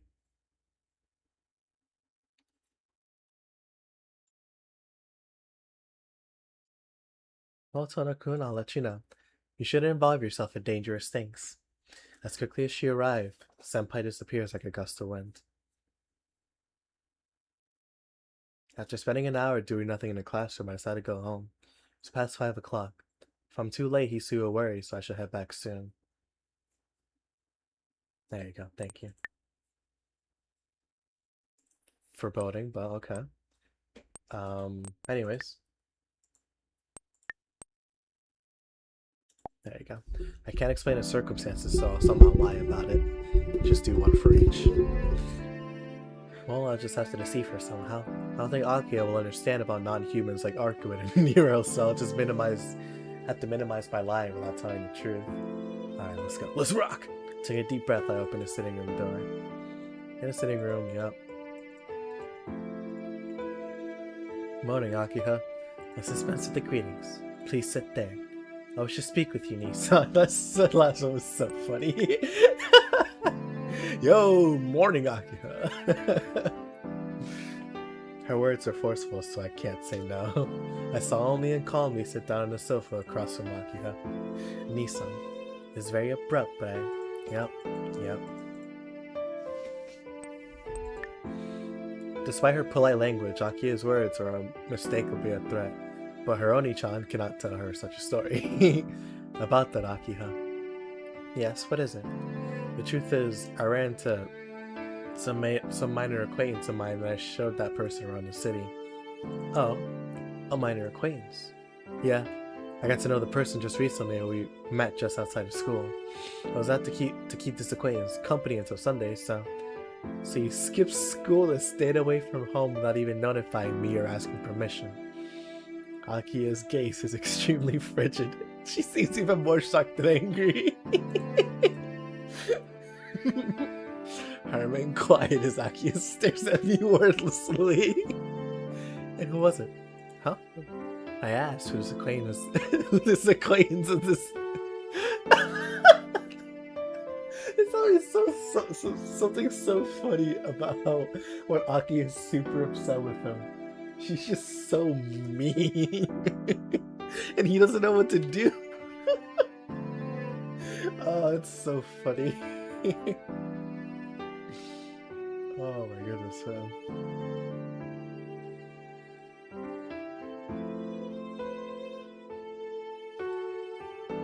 I asked who this acquaintance of yours was. She looks at me directly in the eye. I can feel her thinking, I will not be deceived. Well, if you can't tell me, then that means you feel guilty about it, Nissan. Her gaze shoots right through me. I get the feeling she'll attack me more if I look away, so I stare back at her. Well, this is totally random, but she does not remind me of the Akiya from back then. Her stretched back, her perfect posture, her unwavering eyes. Perhaps it's imprudent, but I honestly think she's become very beautiful. You know, Akiya. What? Your eyebrows are pretty thick. Oh, bam! Akia's legs smacks the table as he jumps. Oh my gosh! How do I say this? She's surprisingly surprised. I don't get you at all. What's there something to be surprised about? With a deep breath, Akiya slumps her shoulders. Nissan, it seems like you do not wish to answer me seriously. That's alright. Honestly, I won't lie to you. Oh wow. Just that I have a lot of things I can't say to you. Jeez. Really, ever since we were small, I was never able to tell if you were an honest or dishonest person. Breathe. Jeez. Really, ever since we were small, I was never able to tell if you were an honest or dishonest person, Nissan. Really? I don't really remember how I was when I was small. You don't have to remember. But I haven't changed either. Pressing you like this even when I know how it will turn out. Maybe I haven't grown up at all. A little sad, but...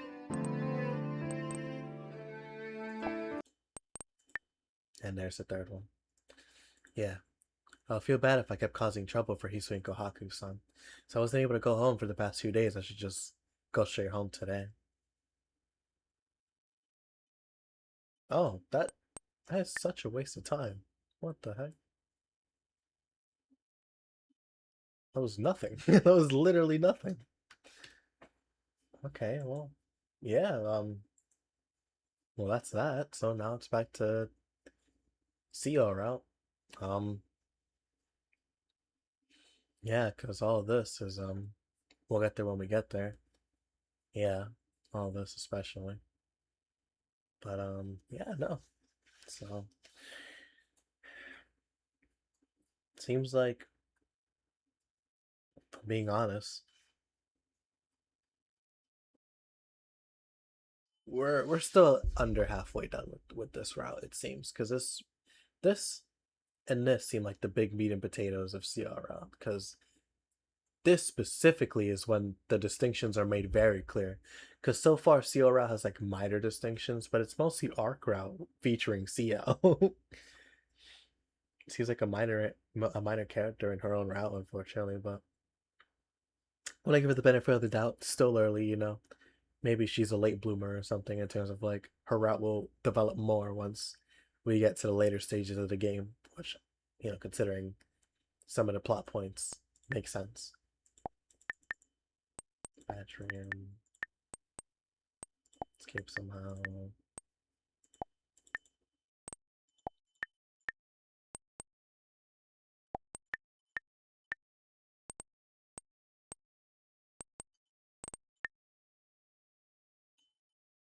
Yeah, I gotta. No, no, no, no, no, no. There you go.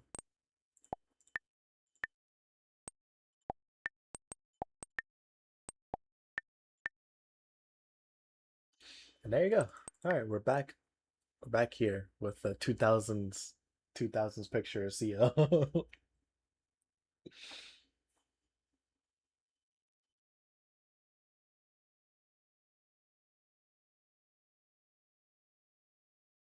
And I think honestly that's where I'll end it. 3.5 hour stream, another healthy stream. I I'll do this. I'll save because this is pretty important. So we'll pick up from here.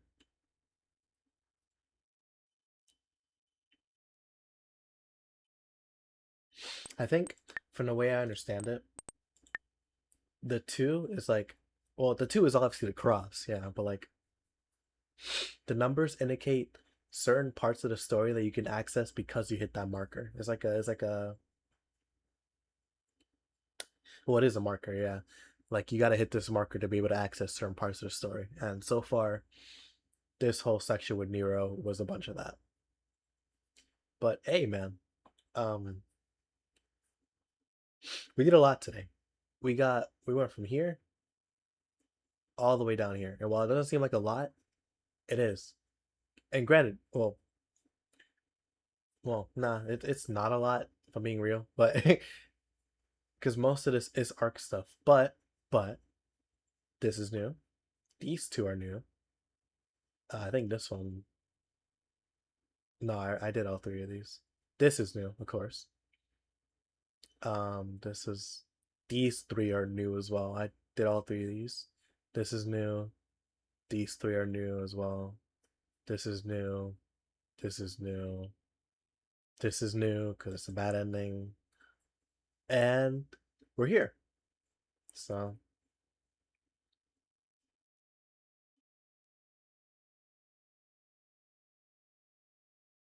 13 no's, it's pretty good. It's pretty good. But yeah, next time we pick back up, we're gonna be progressing to this side of CL route, whatever this entails. Imagine since she's here, she's probably gonna be attacking Arc, so so some shenanigans will ensue. But yeah, We'll see where we go from here, man. We'll see where we go from here. Because it seems like if you do this side, but then you still have this right here, you could probably still go to arc route. Just pick whichever one you want, really. But it seems like you can go to CR route. Yeah, no, you can't. I'm excited though. I am excited to see how CO route makes itself distinct. Because right now it's pretty synonymous with arc route, so we'll see. But yeah, anyways, it's been a pleasure, everybody. Hope y'all enjoyed. Um, should I do it? Nah, not yet. I won't do it now. Yeah. Anyway, so until then, thank y'all for watching. Hope y'all enjoy. It's been a pleasure, of course.